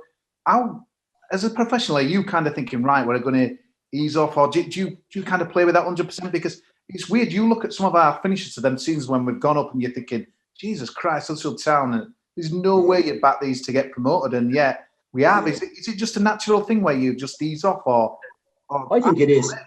I mean, look, you know, you hear loads of footballers say, no, you're always 100%, but I think, you know, there's a competitive edge to most people and most footballers, and I think that only shows when you've got something to play for. Do you know what I mean? And I'm not, as I said, I think we were, whatever position we finished, 4th or 5th or whatever it was, I think we were there. We weren't going to go any further, like, you know.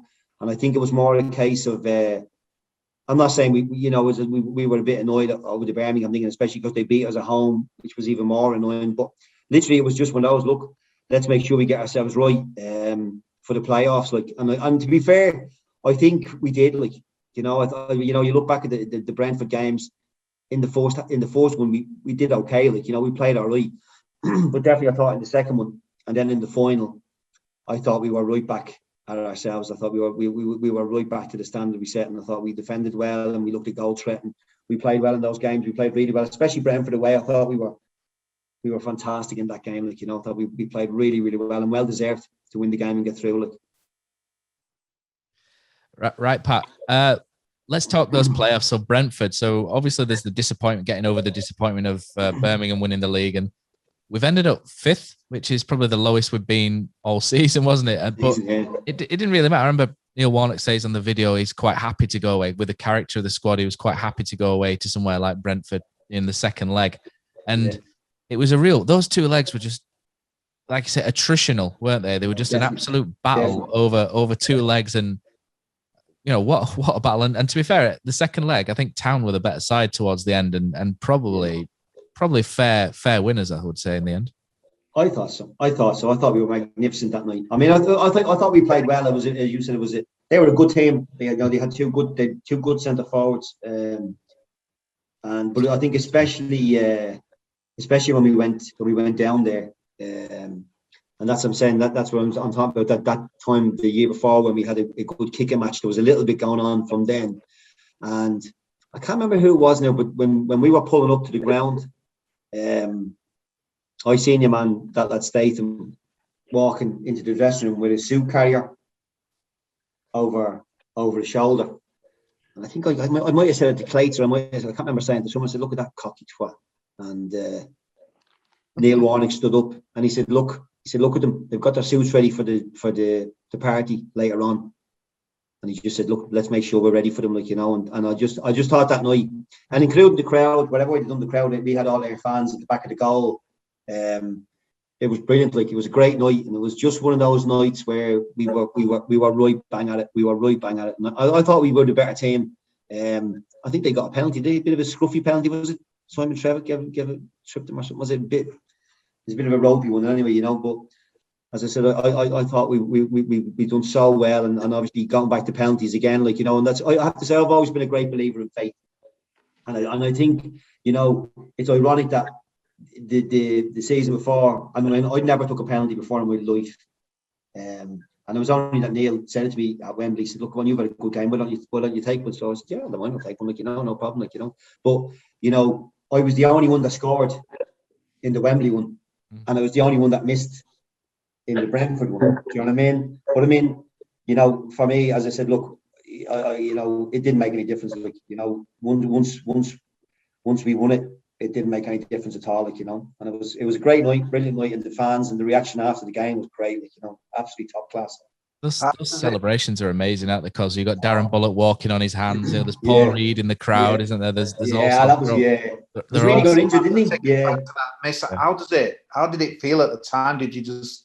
I've always thought, like when you watch them in England penalties and people miss, and I feel so much pity me. I'm just a kind of a nice person, but how did you feel, mate, walking back, or were it all a blur? And when you miss it, look, it's like obviously you're disappointed. Do you know what I mean? I mean, look, as I said, I always think I don't know why like some people don't take penalties, because I think the most important thing is the technical striking of the ball. Like, do you know what I mean? If you've got players who are good strikers of a ball, I think they're the ones that should take it. I know it does come down to, there is a certain element of mentality and stuff for that, and that's, I just didn't hit it. I didn't strike it hard enough. As I said, technique wise, I didn't get it the way I wanted it. Like, I didn't hit it right at all. Like, and that's just it. And to be fair, when we were practicing building up to that, Neil actually said that to me. He said, he said, if you don't connect right with it, and the keeper goes the right way, he'll save it.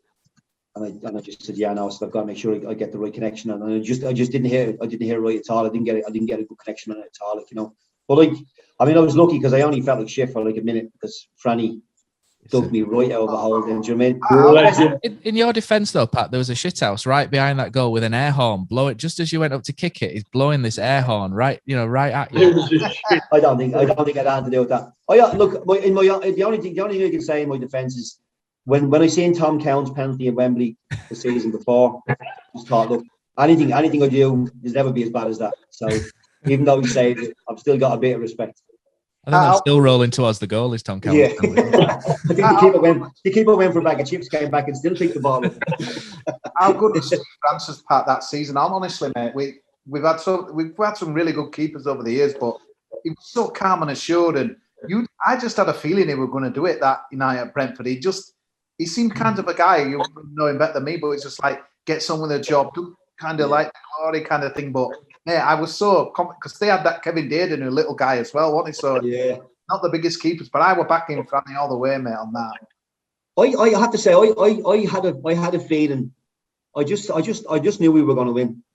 You know, I just knew we were going to win that night. The atmosphere of the game, the way it went, and everything. And even as I said, even when I missed it, I didn't walk away thinking, oh, it's gone. Like I always felt, you know, that we were going to do it. Like, you know, I just had a real strong feeling that we were going to do it. Like, and as I said, Franny was a great goalkeeper. You know, brilliant to play behind. You know, as you said, he was a really good talker, but in a calm way. You know, he wouldn't scream and shout and ball and stuff like that, but he'd give you good instructions and stuff for that and all. And he was a great shot stopper. You know, really Franny wasn't massive either, was he? Franny wasn't. No, he wasn't. But again, that's I said. I think he was intelligent. You know, I think he was clever and he was intelligent. And you know, as I said, he sometimes made it look simple. And I don't think he got himself into situations that he didn't need to. Do you know what I mean? And, well, for the keeper who's small, if you've got two experienced centre halves like we have, and tall and physical, then it's a nice balance, isn't it? And yeah, like I say, exactly. I'll always argue for the smaller keepers. I think Dearden is probably he's smaller than me. Smaller, yeah. He's even smaller. Yeah. I should have just played in the same team as him, because I wouldn't have had to get my tiptoes on team photos. Yeah. Oh, that winning penalty though, Phil. I was in bottom tier and I couldn't see much, to be fair, but I thought he'd missed it. I was too young. I was too young for that. I was junior school, so I was listening to on the radio. Oh, I just remember I missed it, and then I saw net ripple. I just saw Pulisic. Yeah. And Rab. When Sinbad scored his one, when Lee Sinner scored his one, because that was a complete and utter shank. Yeah. That bobbled into the goal. I just thought to myself, this has got to be made for us. This has got to be made for us. But as I said, I think the thing is, I generally think, you know, as a team and stuff for that, I think we deserved it. And you know, not being overly biased and stuff for that, but to go away when a lot of people would have thought that they would have been favourites. You know, I think, and play the way we did play, I thought we deserved to win the game. Must have been a good coach ride back. Oh, we did great, like. Oh, we did an absolutely brilliantly, fantastic, like. But that's I said, look, I mean, we went away to Belfast, I think in Birmingham, was that something somewhere like that, for a few days as well after that, just to chill out and relax and have a bit of fun. And then we trained for a couple of days before it, and we went up the same thing. As I said, Neil's very superstitious. I think he likes to stay in hotels and whatever of the same kind of thing, like, you know. But and I think even the fact that Bristol Rovers got to the final, I kind of thought Crewe, if you remember that team they had, I thought they were a very, very good team. They had Neil Lennon in that team. And I remember having a comment, we were talking one day and saying, you know what, at Wembley, you know, they could pass you to death, like, you know, because they were a very, very good passing team. And I think it kind of suited us a little bit more that it was Bristol Rovers instead of Crewe. Although they had that lad up front who was very good, Marcus Stewart. Was it Marcus Stewart? That's right. Yeah. He was a good player. Yeah, he was a very good player. And I know he went to Huddersfield, didn't he, a couple of years later. Yeah. But I think he got injured a lot, didn't he, and stuff for that. But you know, look, that was just, you know, I think the difference between the following year to the playoff final, you know, the following that all glass final, and maybe it was a little bit because I hadn't played many games and stuff for that, but it felt like, you know, it was a good day out and it was good for the supporters and it was good for the club. I just felt at Wembley there was a real strong feeling of everybody that we had to win that game. Like, you know, I think that was, you know, that was going to be all of us kind of in it together, that we had to make sure that we were going to make sure at the end of that game that we had won it and we were going to get through it, because we'd worked so hard. And as I said, I know you're saying a bit about I always think with the supporters and stuff like that, generally I don't remember ever a time that even when we lost games, the supporters would have a go at you. It's probably the only club I've ever been at that I don't remember anyone ever you know, kind of having a moan or having a go. It isn't just, you know, basically all you'd say is, look, well done, don't worry about it.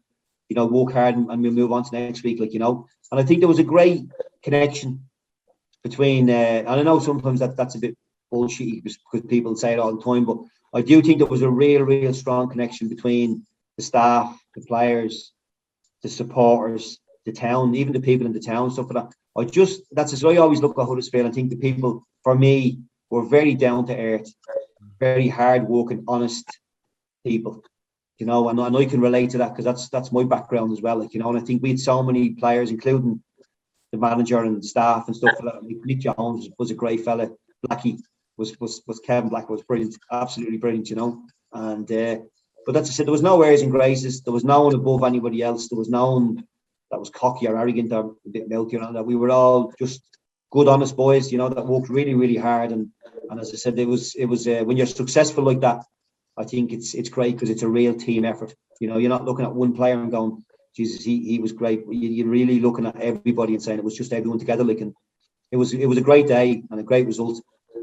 How was the prep difference between the Autoglass and the Wembley in the playoffs? Was it a lot more serious? Did you stay in the same hotel? Was it kind of business stead on, and maybe the Autoglass was a kind of a bit of a day out? How big a difference was the prep, mate, with the two Wembleys?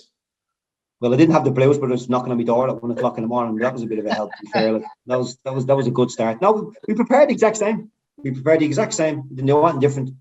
You know, as I said, I think Neil is very superstitious. He likes to do things whatever way he's won them before at Wembley. He basically prepared the exact same, like, you know. So it was the same, you know. And as I said, it was brilliant. Like, you know, you have to, you know, to play at Wembley twice in a year is great, like, you know. But I think that when you lose it, you know what I mean, it hurts you, like, you know, and it hurts. And I think that steadied us for the playoff final, because there was no way we were going to lose that one. Like, you know, I think there was a real general feeling and a real desire that we were going to go out and perform the way we could perform and make sure that we won that game and get promoted, like, you know.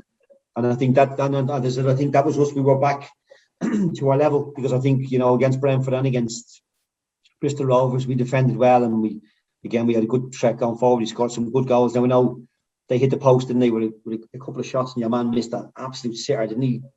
5 minutes to go or something like that. Yeah, Jesus, how we missed that, I'll never know, like, you know. But I think overall we did perform very well. We did perform really well. The cheeky assist for you in there as well, wasn't there, Pat? Yeah, got a little bully to Scully to Buildy. Yeah. As I said, look, that, you know, that's what I'm saying. Those things are really good when you've won the game. Do you know, it's nice. I always think it's nice to, you know, that's what I'm saying. That's the difference. And I've said it to about Buildy and Jeppo. They scored maybe 40 odd goals between the two of them. You know, if we hadn't have got promoted, you know, that wouldn't have meant anything to them. You know, that wouldn't have meant anything to them. But when you're successful and you achieve what you set out to achieve, you know, been part of it, you know, laying the goal on, that's a nice thing to look back on. You think to yourself, look, I laid the goal on for us to score that goal. You know, and that's what it was. At the end of it, it was always about the result. You know, and I think that's what Neil always drilled into us. And I think we had a lot of boys in that room as well who wanted to win and didn't really care too much about what we had to do to get there. Like, you know, we desperately wanted to win that game. So 10 minutes to go. Ian Dunn comes on. The crowd is singing his song. You know, he's got no hair, but we don't care. Ian Dunn. And he's pretty much his first touch of the ball. He takes it down the left. He crosses. Andy Booth heads it across. And Ronnie Jepson's almost half complaining because it's missed him. And then Chris Billy dives in, doesn't he, and scores the winning goal. And there's a huge pylon in the penalty box. Did you join in the pylon? Were you in there? I was too tired. I was way too tired. I couldn't even dream of running that far. Couldn't even dream. But look, Ian Dunn was a fabulous guy. You know, a really, really nice guy. You know, just a really good lad. And it was a really, really good player. You know, had really good ability. He scored some great goals. Scored some brilliant goals. And he probably a little bit unlucky as towards he kind of got that tag of that kind of super sub where he would come on and make an impact, you know, and he definitely did that day, like, you know, because you know, when he came on, it was a great cross. I think he took Crosby off, wasn't it? I think Neil took Crosby off and brought Dunny on, like, you know, and I think it was a great time. But there was only like 12 minutes left. Was it 12, 15 maybe when we got that goal, like, you know? It's amazing how you know all this It's 27 years ago, mate. I have a terrible. And to be honest with you, I have a terrible memory, and that's said. You know, it's funny when you're getting ready to do something like this, you kind of think back of all the good times and stuff like that and all. Do you know what I mean? And like, I always remember your man Marcus Stewart. I think he hit a shot from like 30 yards, and he hit the post and bounced down. That's when your man ballooned it over the bar, like, you know. And see those things. I think when you're on the pitch, you just feel, do you know what, this is going to be our day, like, you know. And it was brilliant. Like when the whistle blew, it was great. Like, you know, when you finally done it, and you think, that's what I said. I think when you look back to think where we started, when we were second from bottom, to roll on a year and wherever a bit later, you know, that's a really, really good achievement for everybody. Like, and I think that's where it was real case, where it was it was great for the fans. It was obviously great for the club because they were getting promoted, and it was great for everybody. You know, we were all delighted. Like, but I think we deserved it. You know, I think we well deserved it. And as I said, I think it's great. It's a great character of the team to say that we could have been disappointed the way the season finished off, but we pushed back on again and made sure that as I think Neil said it perfectly. You know, if you're going to go up, you know, you choose to do it at Wembley. That's the way you would choose to do it if you could make a choice. And he's right. And I told you, we would only do something the hard way. You know, we wouldn't do it the easy way. We'd only do it the hard way. But it was worth it. It was worth all the hard work. And as I said, look, to have that memory where we can all share is fantastic. Like, you know, it's a great memory to have. Work hard and then play hard, Pat, because the celebrations must have been unbelievable after Wembley. Jeez, I think I left Johnny's at like 7:30 in the morning or something like that. Great night. But as I said, look, I always think, you know, we had just such a great bond, such a great connection with all the players and stuff, that we were so comfortable in those companies. As I said, look, when we went out, it was just great fun. You know, we'd sing, we'd dance, we'd have a laugh, we'd have a drink, we'd have a bit of slagging and a bit of banter and stuff for that and all. And as I said, look, it was a great time in my life. You know, it was a great experience for me, and it was great to be successful in what, you know, the right. I always look back, and I spoke to Neil about it when we had the reunion a few years ago. You know, you look back to that decision that I was nearly going to say, look, I don't know whether I'm going to go or not. And you roll on a year and a half, and you're winning at Wembley. That's a good decision. You know, that's a good decision. Like, you know, so, you know, it was brilliant. It was a brilliant time, and as I said, great memory to have. Pat, did you see his departure coming, or sniff it anyway? I mean, I had no idea. Couldn't believe it. I couldn't believe it. I was literally in shock.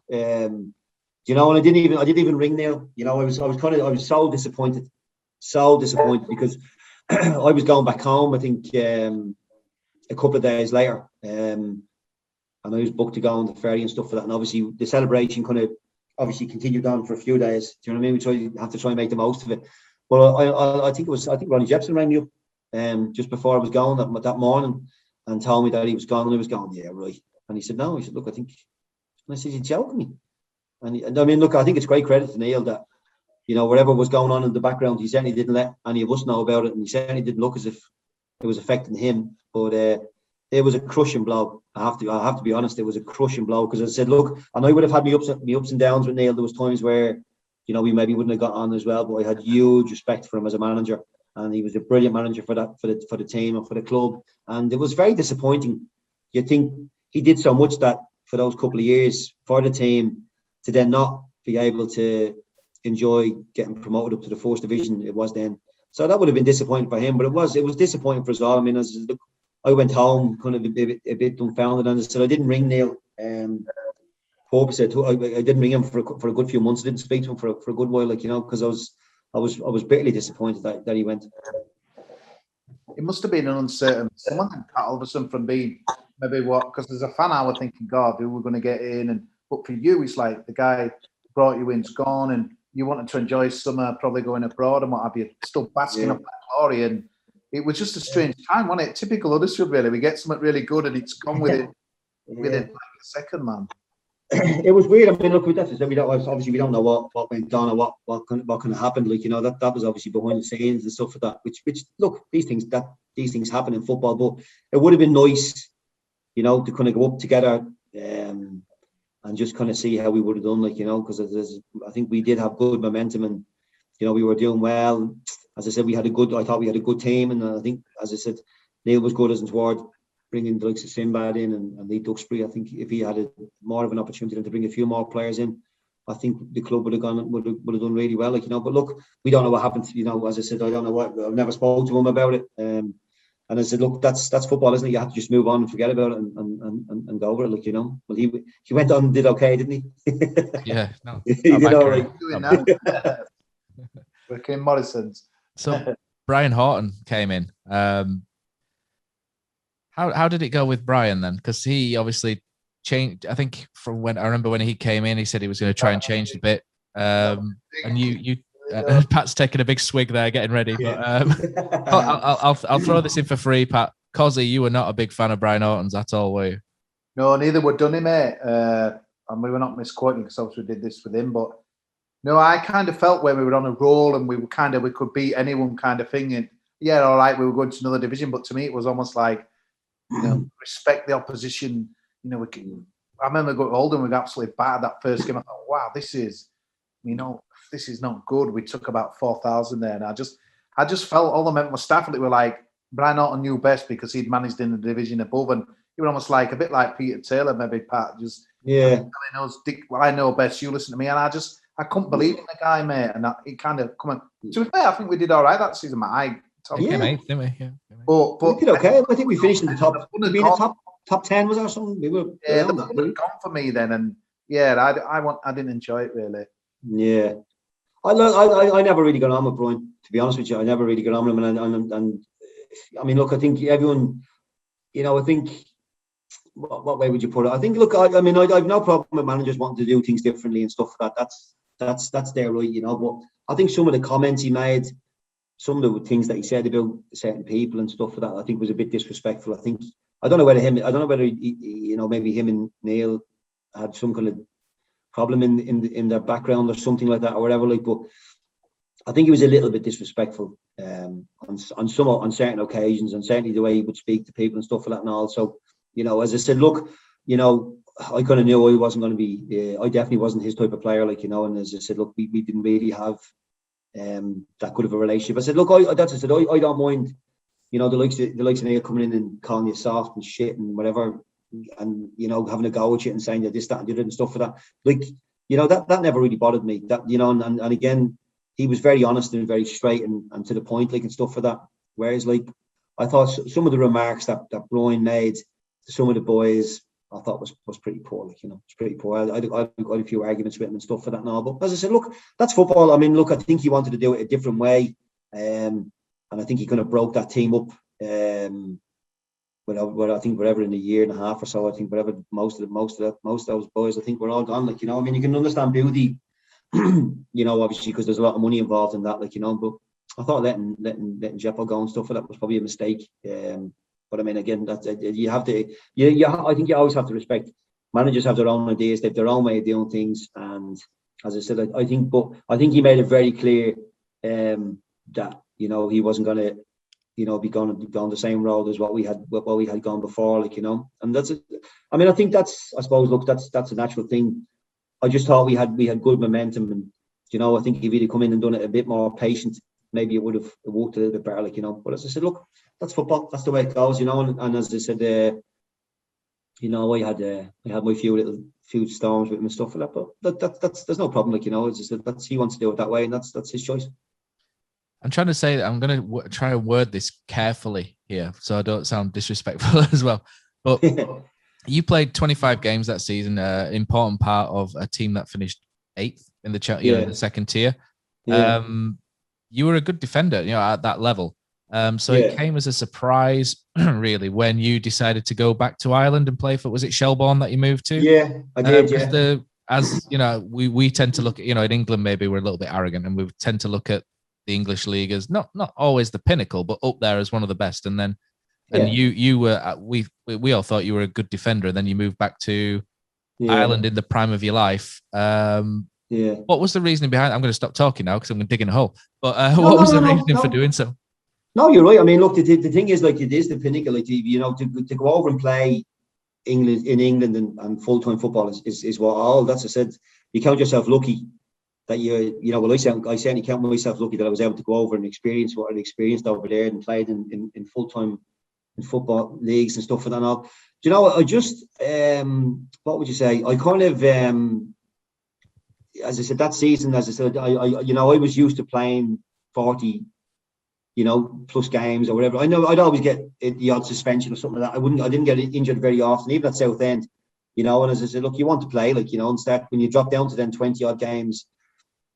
You know, I knew it wasn't going to work out, and there was a couple of clubs came in for me about 6 months before my contract was up. But I kind of, you know, I was kind of looking at it in the rec that the Bosman ruling came out that year, and I have to say that was one occasion when I took a bit of joy from having a conversation with Brian, because the Bosman ruling came out, and as I said, I had a good friend of mine who worked in the PFAI and stuff for that, and he just said to me, he said, look, you know, it's up to you if you want to go, but he said, if you're thinking of going back home, he says, you'll go for free. Like, he said, if that Bosman comes through, he said there won't be any tag around that, you know. And I kind of, as much as I really enjoyed the 12 years I had in England, I always wanted to settle back home in Ireland. I was always going to come back home.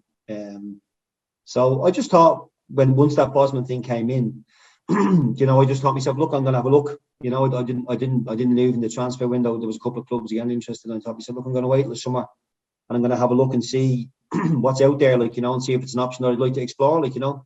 So I came back home, and that's, I said, the conversation I had with Brian was that he basically said, he just said to me, so, well, he said, don't think, you know, that you're going to be leaving this club for nothing. He said, you know, we want that money back, whatever they paid, 120 grand. And I look, I understand that as well. You know, manager obviously wants to get a few quid, and if he can, to go and sign somebody else, like, you know, that's fine, like, you know.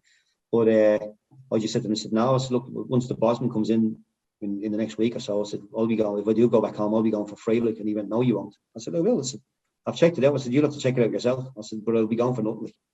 And he just said, oh, we'll see about that or something. And I said, yeah, mate, no problem, like, you know. But I went back home, and I spoke to a couple of the clubs, and, you know, I kind of just thought, you know, I had 12 years away because I left when I was 15.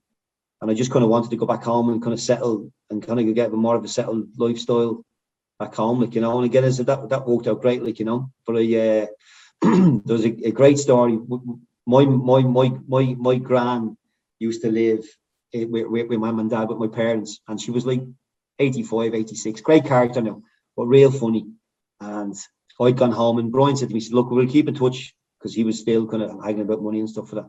So in between, I was having something to eat on a Friday night, this was, and was talking to me gran, chatting away to her, all dressed up. I said, I'm going out, I'm going to have a few drinks, going to have enjoy myself. So for the whole weekend, I don't know why, I just kept missing her. You know, I came back home, obviously, the next morning, wherever, got changed, went out with the mates and stuff for that. Sunday, the same thing and stuff for that and all. So Monday morning, I had stayed over in my wife, and now my wife's house.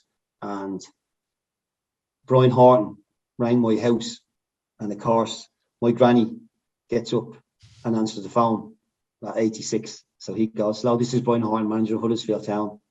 And my granny, she's going, yeah, hello, how are you? Are you okay? You keeping well? He's going, yeah. And he goes, I'd like to speak to Patrick. And my granny turns around, she went, oh no, Patrick's been drinking all weekend. Should I seen him on Friday? And I literally haven't seen him since. He's probably in a pub somewhere now, having a few Guinnesses. But when he comes back home, eventually, I'll tell him you rang. I thought to myself, Jesus Christ, I could only imagine him on the other end of the phone. But I mean, look, that's as I said, that it was a good move for me in the end, because I said I could go for free. And Shelbourne was a good football club, and I remained full time as well, because they were just starting to get the full time football into that now. So, you know, it's obviously, look, it's not the same standard, you know, and I know people over here would kind of say, but it's not, you know what I mean? But it was still a good standard, and I enjoyed playing. And the plus of it was that I got to play in Europe. You know, when we won the league and stuff like that, we played in the Champions League, which is something I obviously didn't play at a high enough level to do in England, you know. So that was very enjoyable.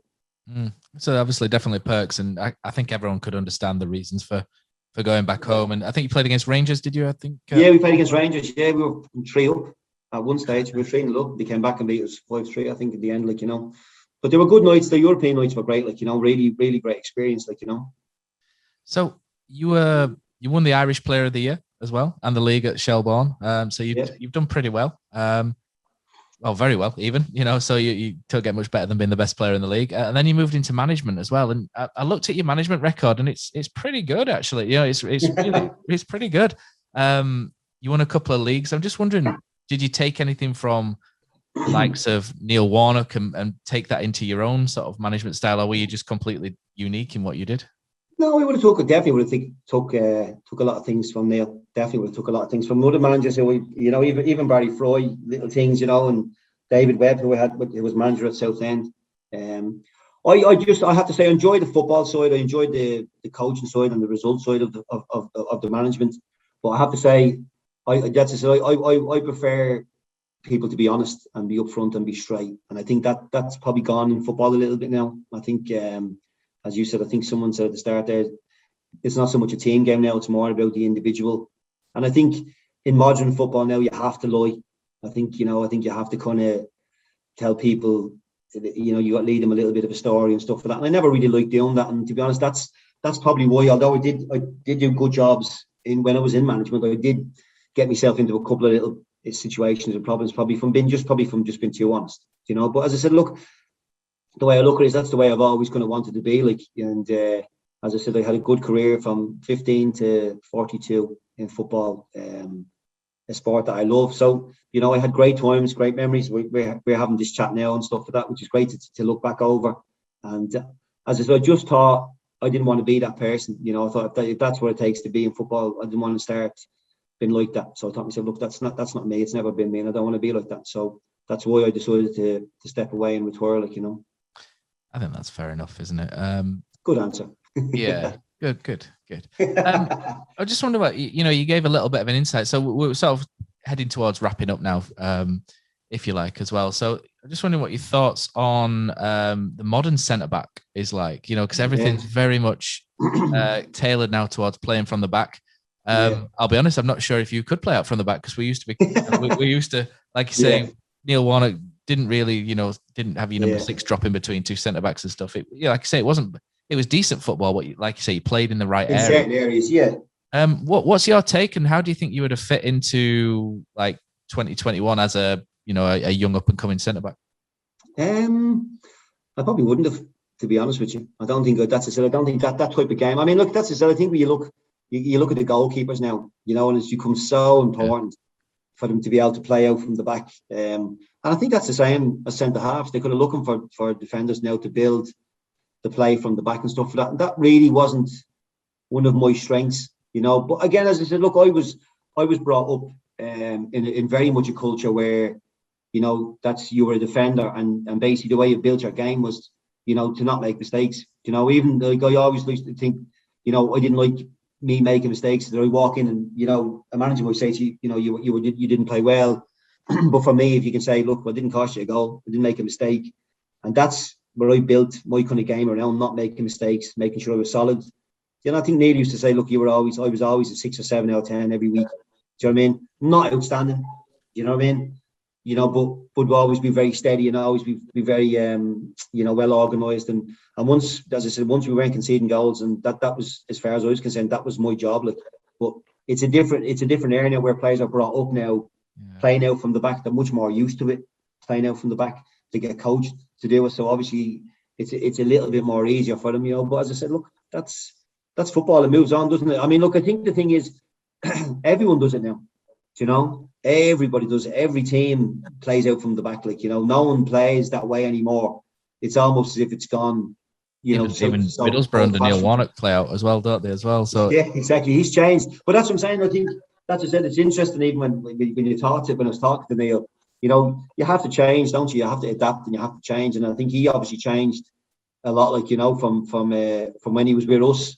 To where he is now playing, managing at the Premier League level and stuff like that. And I think you've got to be so careful how you treat those players. I don't think he could probably do and say some of the things that he said to us. I don't think you get away with that now. Players just aren't, they don't like skin, do they? Exactly. No, but I think that's society, isn't it? I think kids are rare now.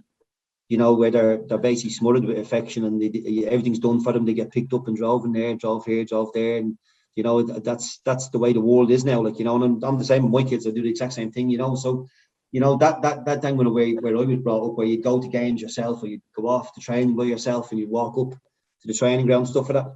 That's that gives you a confidence that you can go out into the world and look after yourself. But now it's as I said, look, it's a different world completely now. Do you think they've lost a little bit? Because I think centre backs in particular, there's usually you'll probably say a dearth of really top centre backs. You know, your Tony Adamses. You don't really, like you say, you don't make them like that anymore. But do you think they've maybe lost a little bit, like what you were good at? You know, sort of getting in front of people and defending and knowing how to defend and using your body. Do you think it's maybe, like you say, it's moved on? Do you think they've maybe lost a bit of that? Oh, definitely. I don't think that's what I said. I don't think you'll have a centre half. I mean, look, not so much me, but definitely Tony Adams was an outstanding centre half. And when you think back to the abuse that he got about Donkey, that he couldn't play football and stuff like that, but he was a fabulous defender. And I think he could have changed a little bit when he got older in his career and stuff like that. That he did play out from the back a little bit better and stuff like that. But I don't think you'll get another Tony Adams or a John Terry or that type of leader, strong out and out defender, you know, really, really tough. That's I said, I think it's more important that they're good on the ball and they're adaptable on the ball and that they're quick. You know, I think they like, you see a lot of defenders now, centre halves, who are really, really quick, but they're not good defenders in the box. You know, they lose areas and lose players and stuff like that. But they have pace, and that's a big thing of it now, especially at the top level, like, you know. So I definitely wouldn't have played. Talk myself over a career there. I'm not sure. I think you would. Who would you say the best player you played against was when you were over in England? Played against? Yeah. Glenn Hoddle, when he played at Swindon, he was magnificent. I think that was at Southend. When he was the sweeper, he played as a sweeper. But he would come into midfield and stuff like that. He was unbelievable, and he was like 38 or something. I think he was 30 or something around that, definitely around that mark. But definitely in that level, he just, every time we played against him, we just couldn't get near him. Like, you know, we literally ran the game, like, you know, fabulous footballer, you know, wonderful footballer. Brilliant. I'm out of questions. I'll come to my Ian Dunn thing at the end. But Phil, have you got anything that you want to ask Pat? To be fair, I mean, it's been great to listen to, because everything he's really spoken about is everything I wanted to ask. You know, that just like I say, the whole team spirit, you know, from the videos always looks so fantastic. Neil Warnock, obviously, your insight into him was great. I mean, I remember training with Franny when I was only 13, so I was really lucky to do it. And you know, he was probably one of my biggest questions I'd ask you in terms of what it was like as a keeper. But it was great, and probably just like we say, we've mentioned before, but like a thank you really, because that era for me was just amazing. That kind of cemented, you know, my kind of love of Huddersfield. That first season / the season just as we left Leeds Road, it was just such a good time, and I feel like just telling you how fortunate you are really to play at Leeds Road again. I say this every time, don't I? I just wanted to play at Leeds Road. That's all I wanted to do. But no, not really. No, I just think you've it's been a great interview. Really, you've given us a real insight into what it was like back then. To be honest.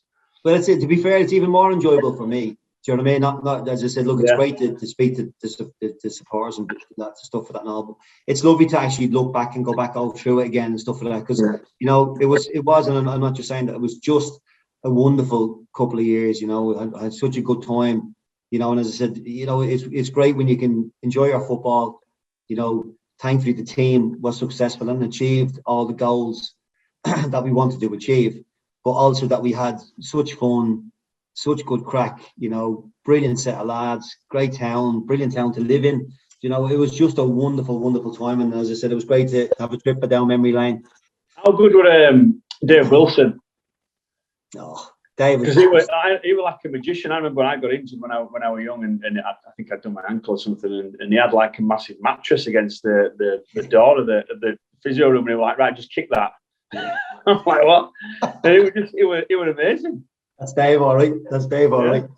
He was so eccentric, wasn't he? God bless him. God rest his heart. He was just, I loved him. I have to say, I got on great with him at Arsenal, and he was just brilliant. You know, he looked after me brilliantly, like, you know, he's just a lovely, lovely man. I was so sad to hear that he passed away, like, you know, so sad. But I let a few hands go down. Did you have with Brian and Jean working at Leeds Road? Yeah.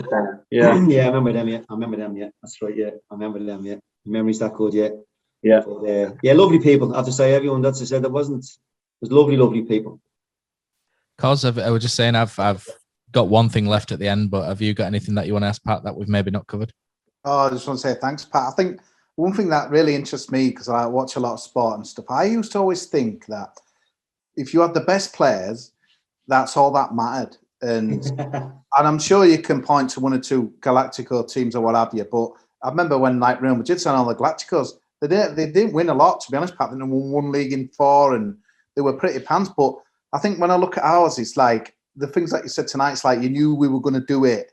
Kind of that team spirit, where I think we've lost us way the last few seasons. We went up with kind of probably maybe a similar spirit with David Wagner, but lost us way. We're having to rebuild, we're having to turf guys out who not Huddersfield Town guys.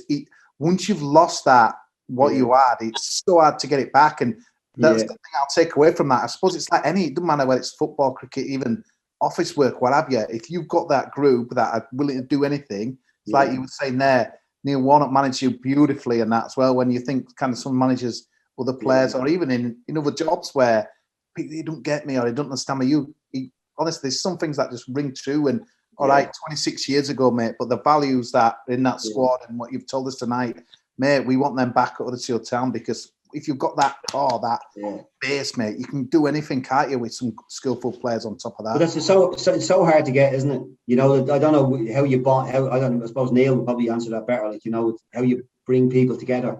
You know, and I think a lot of it has to do with the type of people they are, and definitely I just think that team and Neil reflected the town. And I think that's why the connection was so strong, because it was just a real down to earth, honest group of lads, you know, who had no airs and graces and just went out and worked really, really hard. And look, it's lovely memories to think back of, isn't it? Lovely memories. Pat, you've got a 50-50 at middle of the pitch, right? And you and Bully are going towards the ball. Who comes off worse, you or him? I love Bully. We both would have stepped out of the way. I would have to say, I love Darren. I got on great with him. As I said, I used to go out a lot with Darren. Lovely, lovely lad. And I have to say, what a player. You know, what a player. He improved so much. You know, really, really improved. Like, you know, and it was great. That's I said, when we had that reunion a few years ago, it was brilliant to come over and meet all the boys again and stuff like that. No, we had a great night that night. It was a brilliant night. But it was great to see the likes of Bully. And I was disappointed Gary Clayton wasn't there. I think he was away.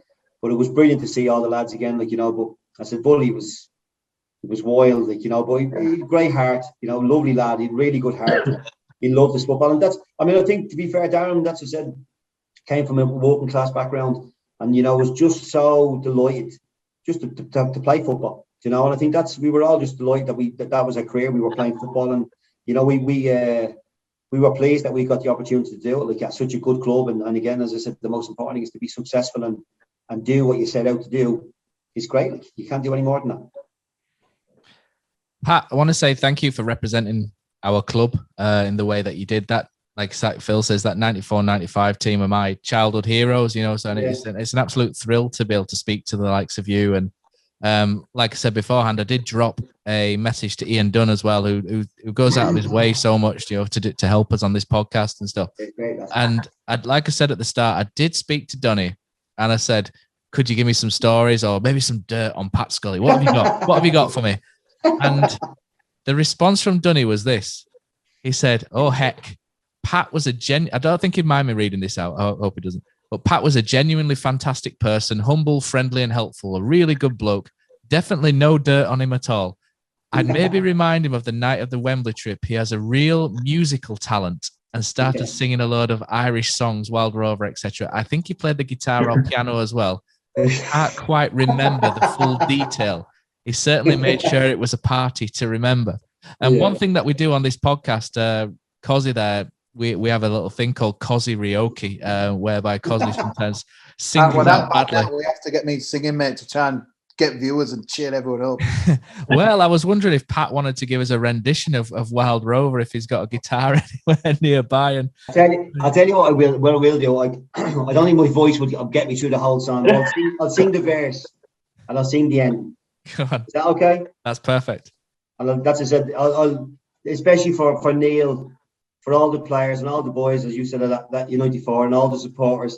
And that's my one regret was I never got a chance to say goodbye because I left so quickly from Huddersfield that time. But I know you're saying about it's great to talk, but fantastic for me to relive all those memories. And as I said, I loved it at the club, and I wish you all the best. And I hope it goes from strength to strength. This will be a good way to finish.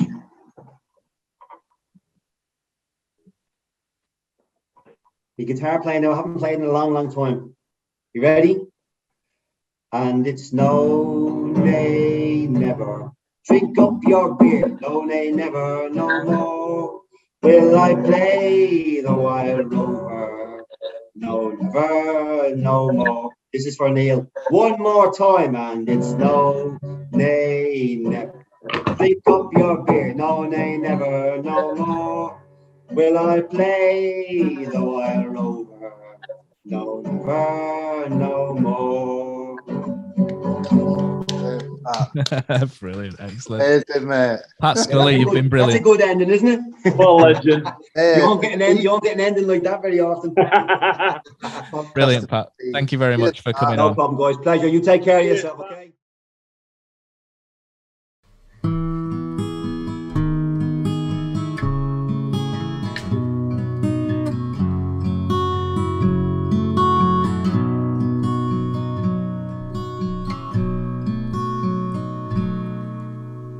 There's a team that is dear to its followers.